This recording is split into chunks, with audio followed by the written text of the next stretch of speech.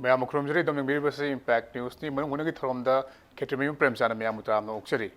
Nasi Kanaka Matanga see tree plantation campaign on school premises highway here Masi Matangani. Malem the Hojigasi, Quigi, Lady Ba, Ingasagi Changa see, Yamna Kenerakpa, Hana among the Lemba Changa, Dudagi.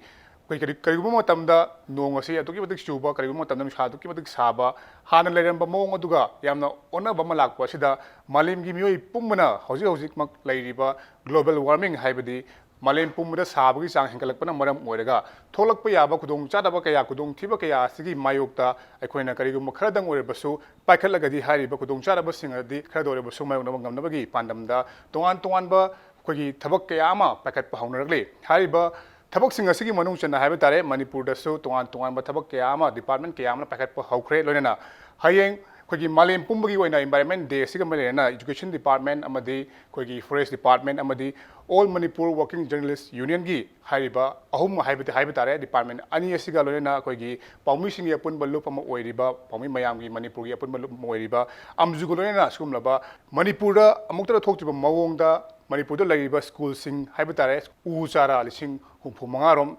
Habitare, Si Henbagi, Usara Sing Sit, Haduna Hariba, World Environment Day, Toromasi, and Mapung Panduna,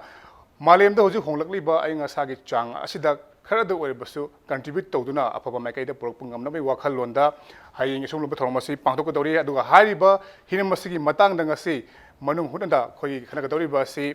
Harmuda Agi Hek, yet the Kinbiriba, Si. All Manipur Working Journalists Union Gi President Oibiriba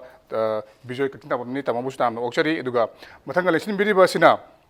Chief Conservator of Forest Government of Manipur Gi Hoki Tamo TH Mahendra Pratap Singh Eduga Matanga Laishram Biriba Sina Laishram Ibechoubi Senior Research Officer Education S Hariba Hoki Madam Sule Laishram Bidun Labire Eduga Ahanmuda Lakshani Basi Hoki Madam Hana Laksage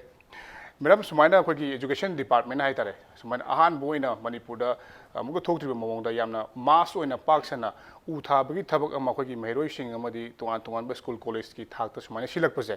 Masigi Marue Bawakalon say, Adam Mamadum, Kanare, climate change, Lakpa, Aduga, environment in the Quena, Kagum contribute Tonabagi in the Habasidum, Kanar Wapam Nedu, Mashida Riba, Kogi, preparedness to Haying say, Karam Toraga, Karam Pum Sing, the Kamaya Tagadam, Happy Matang, the hand with Matim Tambi. Akogi John Tratet Sida. Akogi kaino punna school lising amagani phoni toy adoga number of tree saplings na around 50,000 thabagi pandam da thami ado hoji se koi akoina paw lojabada arap ukrul khangde tamelong khangde moi tree saplings se forest department ki DFO gi through the range officer gi through the law india ore ana paw ta jare adi macha amani khara kaino na tana atai de amana loina ready da lai re hingi pangthoka doriba mass tree plantation on the world environment day sigi akoina pung mapan dagi tara bhaw manung sida simultaneously in all the schools across the state sida thana na bagi pandam thami aduga akoi gi state ki oina SK Ideal High School ngarang da akoi Honorable Education Minister inaugurate tawgani akoi adumaina thamsari. Okay, have the Haying say Kogi Manipur Ladiba Tuan ba John Tratre Habitare Educational John Tratre Ladiba School Singda Uchara Singasi Parks and Tanaba Education Minister na launch the Wodori Aduga Matangdai Tamo Mahendra Pratap Lakshaning Mase Tamo Kogi Department Tuan Department Singaitare Puna Kunganito Department Line Department Environment Department Tamoina Nodal Officer Orega Adunga Sagi Line Department to the Forest Department Yobi Marine Kali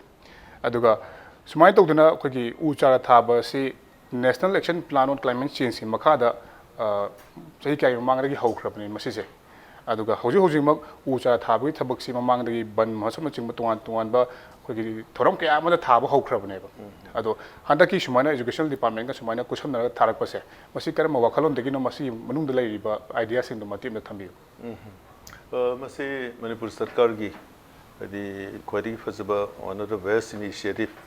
and the key Chehi and so Quadi Fazaba initiative in Tamzake. And I must say, a Masigis na Panaki na Ahan Banate, a Chehikia the show, a school young sing, the different organizations, the made up by BOB, club with some involved total labor. I do Sarkarna, with commitment Galoina now, Education Minister Saibna, and the Chehi says the haidi andaki World Environment Day is akoina angang sing se school gi hokalai ba kwaidigi tungi yumberi loigedru ba akoi gi tungi jati gi lebasi gi yumberi loigedru ba angang sing se we have to catch them from young hai haidi angang pisak ping ide hona school gi stage e hona koi environmental consciousness lai betar di and moina anor kuma tam da di akoi gi environment si hena phaba haidi miyo bena lai bia da habitable planet mo bia bada chokot bada nungai badi phaba moina tungi angang sing sina hujite hona khangi tardi ugi nungsiba si khangan bogi masigi consciousness inculcate to moi oiba khongthang ne yamna phajaba khongthang ne haidi smaina akoi gi school listing amaga nipuni to involved to dana ga to wirehse throughout length and breadth of the state to rehse haidi chingna manda tamna pano dis kudimo lo involved to dana sigi skill daga to rehsi am pajai ramase soidna makki ai haina balai angang sing sina kwaidigi influential webse prithvi gi oina haidi uziki environmental issues ma'am climate change ge lai ba ozone gi the Kyoto protocol gi lai ba ma'am sing se haiji muigi mapamama or bangasi gi leader or sing se si kanane influence to bangam gi haidi gi magi machama su sing ngam le magi masama su sing na to hunning budo magi mapamama da influence to eba ari tarde angang sing na mapamama da influence to tarde haji chocolate America sida policy makers sing magi machama su me am sing environment pu nuksiba si yawkrabne mai bapa mama da influence to bangam meba ana samaj da across all sections of the society je angang sing si influence to kani muina bapa mama da wari lui gani u si tharo matam da nungai bagi ri plus hayengi si u thabadana tana aina sum khajabda school sing da su oza sing na kangai sing na soidra makki sigi numit ase World Environment Day June gi tarik ma se kari gi da uta pangtho ibuno nunggi wa khalunda soidra moida u thabna hands on u thabna tana soidra makki madugi message do yohalaga moida commitment amal han ga tuine ba ana muina school 1042 sina geometric progression da adi parks and amuk mass multiplication effect like ne ba ana masi koi Manipur sarkar ki education department in collaboration with forest department environment department ki loina pangthok pase masi koi na hujigi World Environment Day gi pangthok pagi khwai de gi koi goal se phanggadobagi masi quite effective step ne in terms of haibdi khoi angang sing asida khoi leiriba climate change matang leiriba khoi khudong cha da kya asi ta kitang dore bus mating pangna ba khoi u chara thabagi sumla habit asi makhoi da lehiba matam da makhoi da makhoi parents sing da muk yoba sum ba yamna phajaba idea asida lengang na changchilak pa si yamna thagani ngai oiba haiba bafum duni duga makhata lakchning yu sei tamo Bijoy lakchning ba se tamo khoi media mo oina haiba tare media gi khoi field se leiriba mayamna I pau piba mayam da khoi samaj soiba sing se sum paudamam badagi sugum ba step ama haitare sumaina kusam naraga tuan ba department sing kusam naraga sumaina step ama sangchalak pase masigi idea si matem ta tambi kano ne khoi gi masi mamang da su dum khoi hogi ba sahi sing da su khoi MJU ge level do or su natraga na paumi gi personal level do or su khoi da masi matem pang lai ram ne masi global warming na sing lai ba climate change lai ba si only masi khoi mioi ba jati gi ne aduga khoi gi planet si gi ne aduna masi adum khoi adum tawdan lai mamang da sidan ta ba leba ko ba stand ma am thola kan da say for example HIV gi posi la kan da masi kana khoi gi high level deliver MLA sing mantri sing da khoi na kamaina masi awareness pi ga da ge ka na ha kan da khoi max ka type toraga max ka MJU ga type toraga and the max na di MLA mantri honorable sing to ko bo yadrabni na MJU na program silaga koraga makhoi da masi adum awareness pi handaki posi su Manipur sarkar ki environment department na magi nodal officer or local iba put aside da khoi gi school ga khoi gi education department ka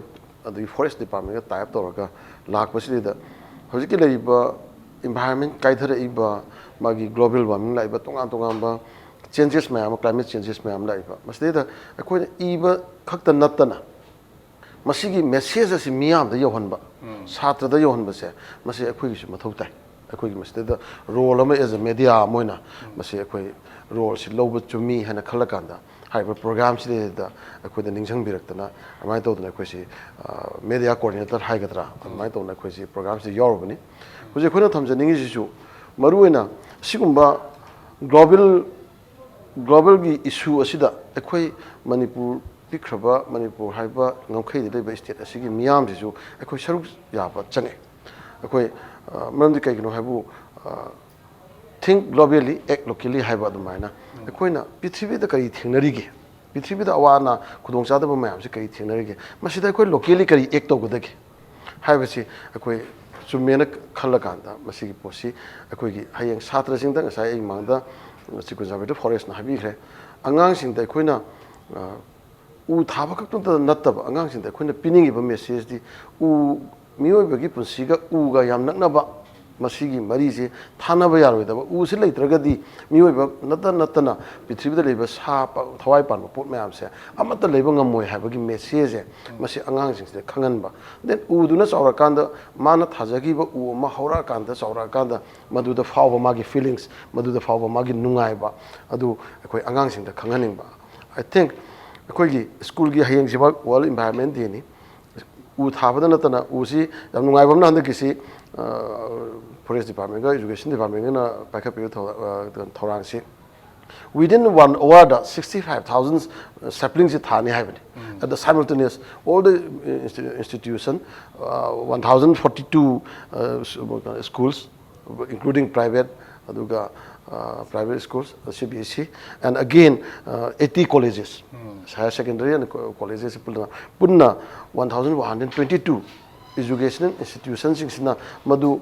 at the same time 1 hour da pambi lising humanga thaba ngamba habse masi record amane na I logje adu masi ngangane khali tobudabu masi tharaga aina school gi oza sing da aduga school gi children sing da aina thamjani wafam di masi ga thawlon angang sing du da akhon u thaba u du kamaina hingen gadage haibagi madugi kano akhoi magi kare hatare moi housewise khaidokna dana madu matam chani sing chai matam chana khajan khojan mam target si thaba khakta nati ha hingan masi hingan bai sa so target ne akhoi na 65,000 saplings thaka da more than 40-50,000 di hingan nabagi plan ne and masi hingba matam da school gi oza sing na satra sing na masi gi u sing do horok nabagi protection pigani kaina haiba masi lauthupiba aduga angang sing da oza sing da environment ki banam da takpiba akoi environment si kai no social age kai no climate change si kai no u wa sing ga pambi sing si ga akoi thawai pan ba ji ba sing si leinari ba mari si kai no haiba na sing ba takpira gadi angang sing si da yamna environment pu nusiba u wa bu nusiba ya than ingoi da ba posi phawgane ang khalli aduna sigumba global gi oiba challenges amon lakanda media men oina laiba ekhoisu masi tumin leibam thokte masi gi message si prajada miyamda yohormada ekhoisu soba daita lobam thoi ena khalakanda program si yaw yam noi se haibadi khoi gi hauji honglakliba enga sai phibam masida khoi gi media gi we feel leiba moina haidare media gi feel leiba loop ama oina asigumlaba ahongba sing asi khara do basu khoi gi semdok pangam na bi wakhalonda asigumlaba khongthang asida saruk yabane heba phomdune duga u thaba khakna tabida haiba u thakiba u adubu khoi gi mapung phana hauna ba senaba haiba sisu yam tangai phadaba dumlaba wafam amani haibidun tamon thambiri basi duga matang asida ina madam Bijoy Kakchingtabam base u je thaagrani ko hayeng je saplings more than 65,000 tharani na haiba koi pau phangjare aduga thagadori u se sinana ba mu oja ga satra singda mu mun mu responsibility je piri ba machine kadai phawba u singje mokoi bu nurture tawba mokoi bu yokhat pada kadai phawba effective organic khan bi machine matang na kai kai phongdok pini akoina guidelines sama semjare akoina samaina thagi ba u singje akoi fencing tawba akoi gi school singda magi headmaster the responsibility pi gre fencing tawraga akoina July da ban mahasop ki matamda 1st to 7 July da amugrak adagi November da amka koi forest department ki official singa koi gi directorate of education s ki official singa koi na inspection chat kani maside da koi gi u siramba lairaga di madu amuk koi na replace tawgani aduga masi koi gi angang singda moi gi akoina maming amam thelandori heingse koi u chara amam tharaga magi maming particulars si class ni asini haiba mathelan gani aduna masana mai angang sina makhutna tha doini aduna mana mangonda su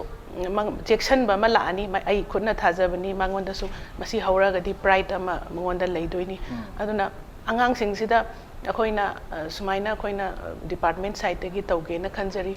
ꯑꯩꯈꯣꯏꯒꯤ ꯁ꯭ꯀꯨꯜꯁꯤꯗ ꯑꯩꯈꯣꯏꯒꯤ ꯑꯉꯥꯡꯁꯤꯡꯗ ꯈ꯭ꯋꯥꯏꯗꯒꯤ ꯕꯦꯁ ꯒ꯭ꯔꯣꯋꯔ ꯍꯥꯏꯒꯗ꯭ꯔꯥ ꯐꯖꯅ ꯃꯥꯒꯤ ꯎꯁꯦ ꯁꯥꯀꯠꯂꯛꯄ ꯑꯃ ꯎꯔꯅꯤ ꯑꯩꯈꯣꯏ July ꯁ꯭ꯋꯥꯏꯗꯗꯤꯀꯣ ꯃꯁꯤꯗ ꯑꯦꯁꯦꯝꯕ꯭ꯂꯤꯗꯅꯤ ꯈꯪꯗꯦ ꯑꯗꯒꯤ ꯃꯥꯒꯤ ꯁ꯭ꯀꯨꯜꯒꯤ ꯀꯩꯅꯣꯗꯅ ꯑꯩꯈꯣꯏꯅ ꯂꯥꯎꯊꯣꯛꯄꯤꯕ ꯃꯥꯏ ꯃꯃꯤꯡꯁꯦ ꯉꯁꯤ ꯍꯟꯗꯛꯀꯤ ꯀꯩꯅꯣꯁꯤꯗꯗꯤ ꯈ꯭ꯋꯥꯏꯗꯒꯤ ꯐꯖꯅ ꯊꯥꯔꯤꯕ ꯑꯉꯥꯡꯁꯦ ꯀ꯭ꯂꯥꯁ ꯑꯁꯨꯛꯀꯤ ꯑꯉꯥꯡꯁꯤꯅ ꯈ꯭ꯋꯥꯏꯗꯒꯤ ꯐꯖꯅ ꯊꯥꯏ ꯑꯗꯣ ꯃꯉꯣꯟꯗ ꯏꯟꯁꯦꯟꯇꯤꯞꯀꯨꯝꯕ ꯑꯦꯄ꯭ꯔꯤꯁꯤꯌꯦꯁꯟꯒꯨꯝꯕ ꯄꯤꯕꯤꯕ ꯍꯥꯏꯗꯤ ꯑꯉꯥꯡꯁꯤꯗ मासे कहीं हाइबागी कहीं अखोई अदुमाइना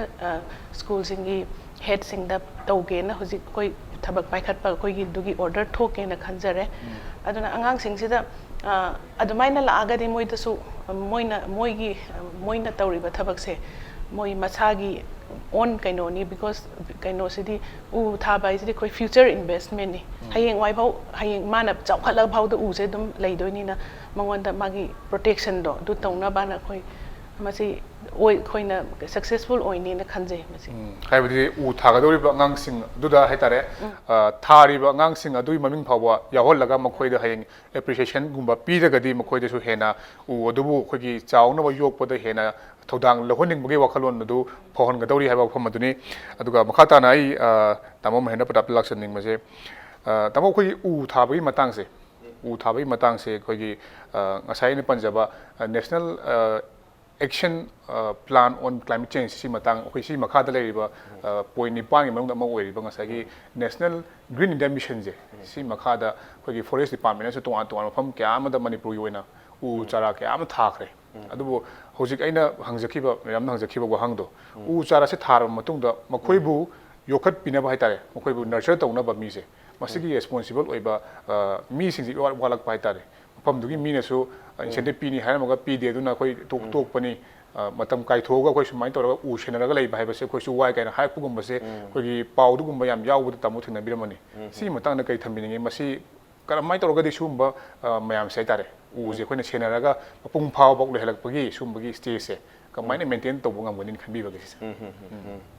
याम बजे अखोइगी पृथ्वीगी ओइदा अखोइगी ख्वाइदगी उमंग लेबा ख्वाइदगी संबा लेबाक सिंह से हम डेवलप कंट्रीज चौकट लेबाक सिंह न ओए ख्वाइदगी चौकट लेबाक सिना उ लेरोय उ हौरोय थारस हौरोय अद मतम अमगी लेकिदबा अखोइगी प्राइम मिनिस्टर ऑफ इंडिया बिरबा मैडम इंदिरा गांधी ना हाइबिरमे poverty is a cause and effect of environmental degradation मरम अम सुनेबा अदु मा इफेक्ट ने हाइबदी लाइरबनेना मा उपाय से मागी कुदमैना माना डिपेंड तो वेब रिसोर्स है मागी लेजदबनीना मागी फॉरेस्ट फ्री लेहरिबा उवासिंग यागी चाक थोंनबा सिंग थानबगी उ नत्रेरगा मागी जीविका ओइना योनबगी अमा हा से यांतत क्रबनीना अमु फॉरेस्ट डिफॉरेस्ट तोरे अदुदगी मु लेबा लेहो हंदरे मा योनबसो मु लेत्रेबा मरम मसु लेरे अद मागी लायर हनबगी मरम मसुबा लायर हनबगी इफेक्ट रिजल्ट मागी फॉल जो इबनेबको अना मरुइना अखोइना अखोइगी ngasiगी हयेंगी पांगथोकद्रिबा वर्ल्ड एनवायरनमेंट डे बे और बनमसो बे or the international day of forest बे अद प्रजा सिंगदा अखोइगी पृथ्वीगी लेबा पोंबदा तौरिबसे भारत बर्षदा तौरिबा मणिपुर तौरिबसे प्रजा सिंगदा अखोइना मुहिदा करीगिदमक्ता अखोइना उवा थाजनगदरुमनो करीगिदमक्ता अखोइ उमंगसी कनगेदरुबनो हाइदि मसी सरकार की नतेबा होई मणिपुर सरकार की फॉरेस्ट डिपार्टमेंट ना थारमबे nganglambe तौरमबे तौरिबसी कनागिनो हाइदि प्रजा मियामगिनेबा माना थारिबसी थबक तौरिबा कर्मचारी खरा मतम खरगी सर्विस तौरिबा कर्मचारी सिंगी नतेबा सरकार ना पाइखलिबसे for the ultimate अखोइगी प्रजा सिंगी याइफनबगी दंतनेबा उना उमंगना लौरिबा थौदांग सिंग से मियुइबा मसामक्सी अखोइजे हिंगे हैबे तरबदे इंश्योरेंस लाइफ इंश्योरेंस हैब तरको अखोइगी लाइफ सिबु इंश्योर तोगे हिंगनगे प्लानेट सिदा लुम चथन गेब तरदे ख्वाइदगी बरुइजे फॉरेस्ट नेबा उमंग नेबा उमंग सिदे इसिंग थोरकदिरिमनि लेपाक लेहो थोरकदिरिमनि पत्ता हुदी मयाम सि अखोइ पृथ्वीदा अखोइ सिदेस चौकलकपंगदा डेवलपमेंट की मतुंगिना अखोइने युम साबदगी ओ नत्रेत्रा अखोइगी गाड़ी सिनरपदगी कारखाना इंजिन इंडस्ट्री लिंखलकपदगी थोरैबा मयाम पनमक्सिगी थोरैबा ꯑꯩꯈꯣꯏ exhaust fume ꯃꯌꯥꯝꯁꯦ ꯁꯤꯅ ꯍꯧꯖꯤꯛ climate change ꯑꯣꯏꯅ ꯊꯣꯛꯍꯜꯂꯦ ꯑꯩꯈꯣꯏ greenhouse gases ꯀ ꯍꯥꯏꯔꯤꯕꯁꯦ ꯃꯁꯤ ꯊꯣꯛꯏꯕ ꯃꯌꯥꯝꯁꯦ ꯑꯩꯈꯣꯏ ꯈ꯭ꯋꯥꯏꯗꯒꯤ ꯆꯥꯎꯈꯠꯄꯗꯒꯤ ꯆꯥꯎꯈꯠꯂꯦ ꯍꯥꯏꯕ ꯑꯃꯦꯔꯤꯀꯥ ꯁꯤꯗꯩꯁꯤꯗ ꯃꯁꯤ ꯐꯥꯖꯤꯟꯅꯕ ꯇꯦꯛꯅꯣꯂꯣꯖꯤ ꯂꯩꯇ꯭ꯔꯤꯑꯕ ꯍꯥꯏꯗꯤ only weapon is what ꯎꯁꯤꯅꯦꯕ ꯎꯁꯤ ꯈꯛꯇꯪ ꯁꯤꯅ ꯍꯧꯖꯤꯛꯀꯤ ꯂꯩꯔꯤꯕ ꯀꯥꯔꯕꯣꯟ ꯗꯥꯏꯑꯣꯛꯁꯥꯏꯗ ꯃꯥꯅ ꯀꯥꯔꯕꯣꯟ ꯗꯥꯏꯑꯣꯛꯁꯥꯏꯗ ꯑꯣꯟꯗꯣꯏꯕ ꯐꯠꯇꯕ gas or any other gas ꯃꯥꯅ absorb ꯇꯧꯉꯝꯃꯦ ꯑꯗꯣ ꯑꯩꯈꯣꯏꯅ ꯗꯔꯀꯥꯔ ꯑꯣꯏꯕ ꯍꯧꯖꯤꯛ ꯑꯩꯈꯣꯏꯅ ꯐꯝꯃꯤꯉꯩꯗ how many times we have breath ꯀꯌꯥꯝ ꯌꯥꯝ ꯁꯣꯔ ꯍꯣꯟꯈ꯭ꯔꯒꯦꯕ ꯁꯣꯔꯁꯤ ꯁꯤꯒꯤ ꯀꯥꯁꯦ ꯀꯥꯔꯕꯣꯟ ꯗꯥꯏꯑꯣꯛꯁꯥꯏꯗ ꯄꯤꯛ ꯊꯟ ꯃꯇꯝꯗ ꯍꯧꯖꯤꯛ ꯑꯩꯈꯣꯏ ꯂꯣꯏ ꯁꯤꯗꯣꯔꯤꯕꯅꯦꯕ ꯑꯗ ꯍꯣꯜꯂꯤꯕ ꯀꯥꯔꯕꯣꯟ ꯗꯥꯏꯑꯣꯛꯁꯥꯏꯗ ꯀꯅꯥ ꯑꯣꯛꯁꯤꯖꯦꯟꯁꯤ ꯀꯅꯥ ꯄꯤꯔꯤ ꯎ ꯈꯛꯇꯅ ꯄꯤꯗꯣꯔꯤꯕꯅꯦꯕ ꯑꯗꯣ ꯆꯥꯎꯈꯠꯂꯛꯏꯕ ꯑꯃꯦꯔꯤꯀꯥꯁꯨ ꯍꯧꯖꯤꯛꯀꯤ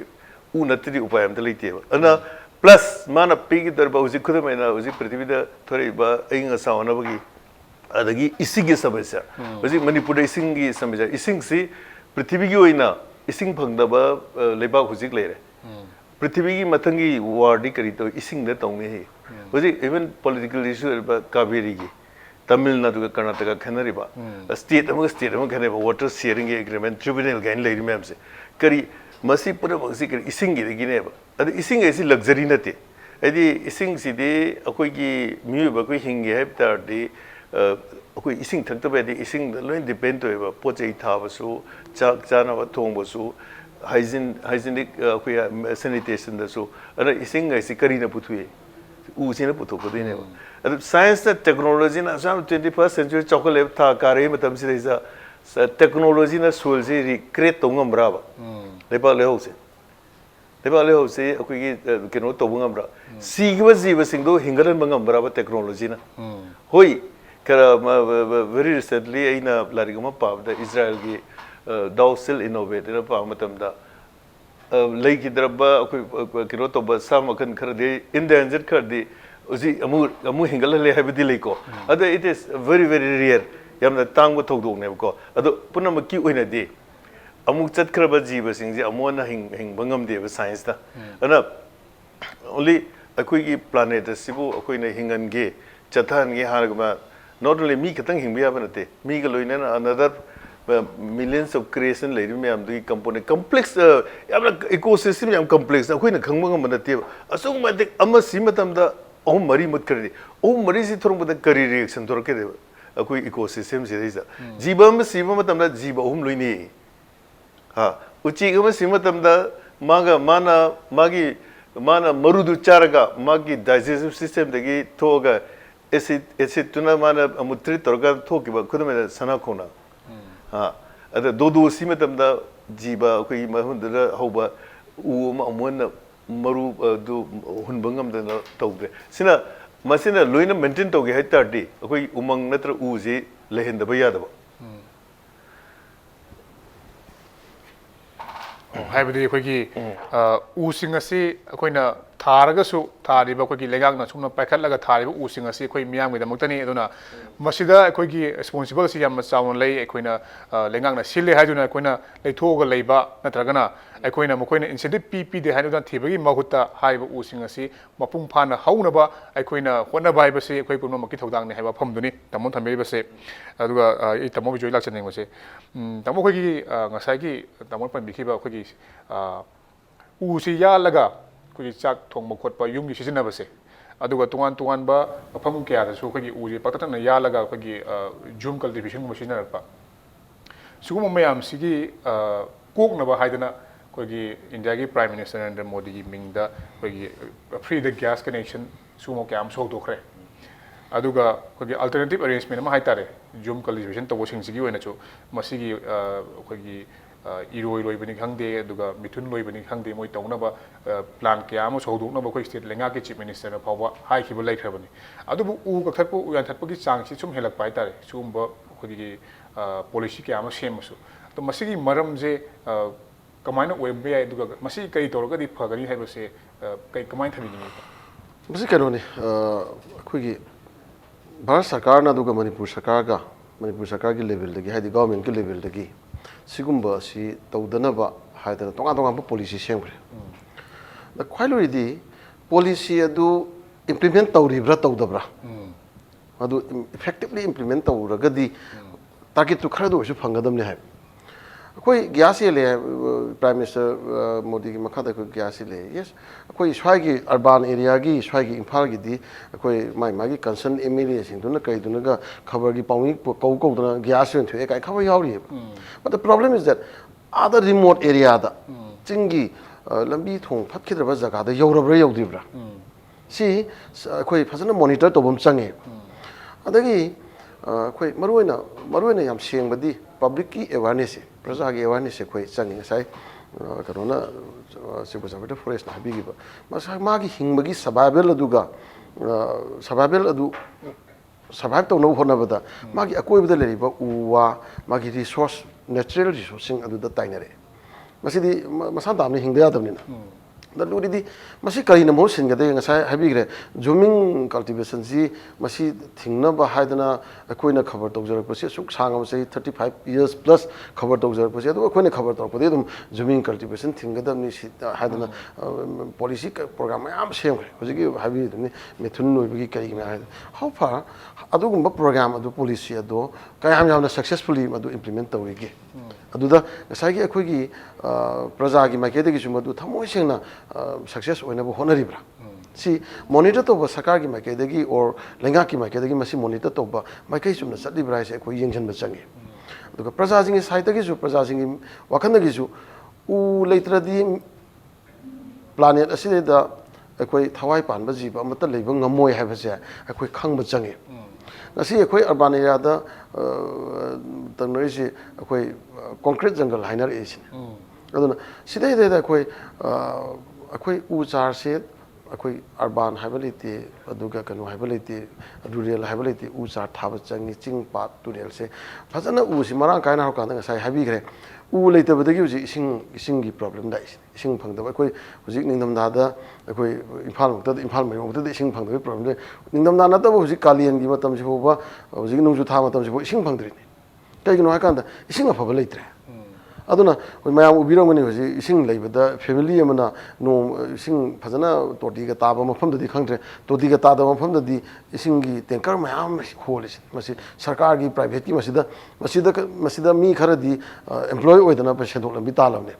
हापा त्रुति अखोगी लंगी क्लाइमेट चेंजेस असिना मरम ओरगा अखोगी पुखरी खोंबान तुरियंदा लेजरम इसिंग दु लेत्रे हाबने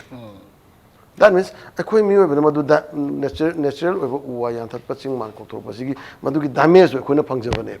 अद वादी अखोई इसिंग लेत्रे अखोई टेंकी इसिंग टेंकी लेबदा सायाम चले थादा सुक चले अदु सरकार की पीएचडी डिपार्टमेंट ना अखोई इसिंग फजना फंगनबा ngamdriana अदु हाइबा लोरिदी अखोइना अखोइगी नेचर असि मंगनजबदैनि अदु मसी होजि हंबिगी बवांग मसी अखोइना याम मरु ओइना सरकारना पॉलिसी प्रोग्राम सेमकपा मतमदा पॉलिसी दु लाउथोपा नत्रगा मधु खर पिथोकिबा नतब मधु एट द ग्रास लेवल दा मधु इम्प्लीमेंट कमाइन तौगिबनो हाबसे अखोय चेक तौबा चंगी फजन इम्प्लीमेंट तौहनबा चंगी मधुगा आदगी दिल्ली दगी नरेंद्र मोदी ना गैस कनेक्शन की पीरे हाबदो मधु अखोय शायद लेरिबा लेंगाक सिंसिनाजु मधु लोकल एडजस्टमेंट तौताय मरंदी अखोय अर्बन एरिया से अयामना गैस दो फंगरा फमनी बट अदर रूरल एरिया दा चिंग दा तमेंगलोंग दा उखुल दा मिगी लंगखै दा लेरिबा मफम दा गैस कछु लेते मोइना कदादगी फटखिद्रबा लंबी दे थोलगा इम्फाल बु थोलगा गैस लौरदोइन सिनेबा प्रॉब्लम दे अदुना साइमल्टेनियसली अखोय से लंबी थोंग फन बताय गैस के आउटलेट मफम चाना पी बताय अदगी मधु मयादु लोय होला कान ngасai सिंगी करी यानबसी फरकनी जूमिंग कल्टीवेशन तौदना लौ उनदना खोनदना तौरिसी मागी चानाबा alternative job Om पिताय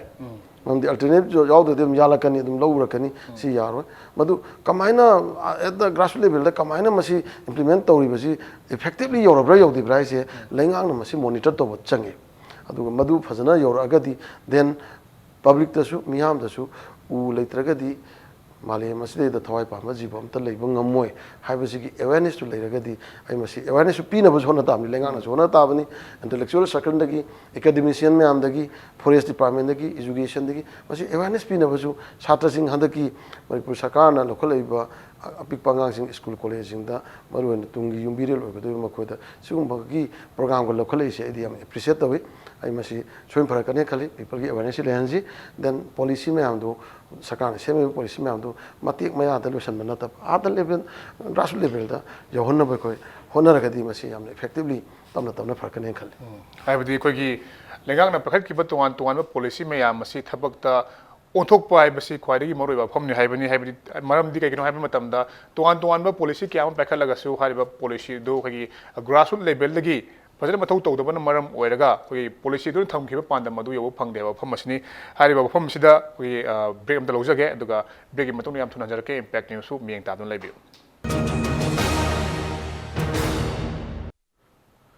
mayam bom kana tram okchari kata na lakchening basi ai madam Ibechoubi laksage Madam Wasagi Koki U Tabasi, Angang Singsi Hayangsi U Tarani, Masaki, Maminga, Idana Mukuina, Haiba, Uasi, Yokata Hona, but I Todan Rock Navaitare, Hayangsi U Pax and Tarani. Adu U Tabaka Natabi Diabetare, Angang Sinda, Koki environment Habasina Carino, Aduga Unalori Todanga Sina Carino, Aduga U and Tapumatamda, Amadi to one by environment Laiba, Koki Posakayama, Quina. Pata Vaitare, Pata Hodigo Masi, Masina Kaino, having Matanga, environment Marina, but awareness. Masi Pibagi, Dumlabi, department in Makadagi, Kanogadi, Labibra, Plan, Labibra, only Utab Kaktasina, Labibra to Makatana, Skumba, awareness Kumotawayabagi, Plan the Labibra, having in Ado Koi Utabagi preparation, Marini Mangani Sureta Busida. Ado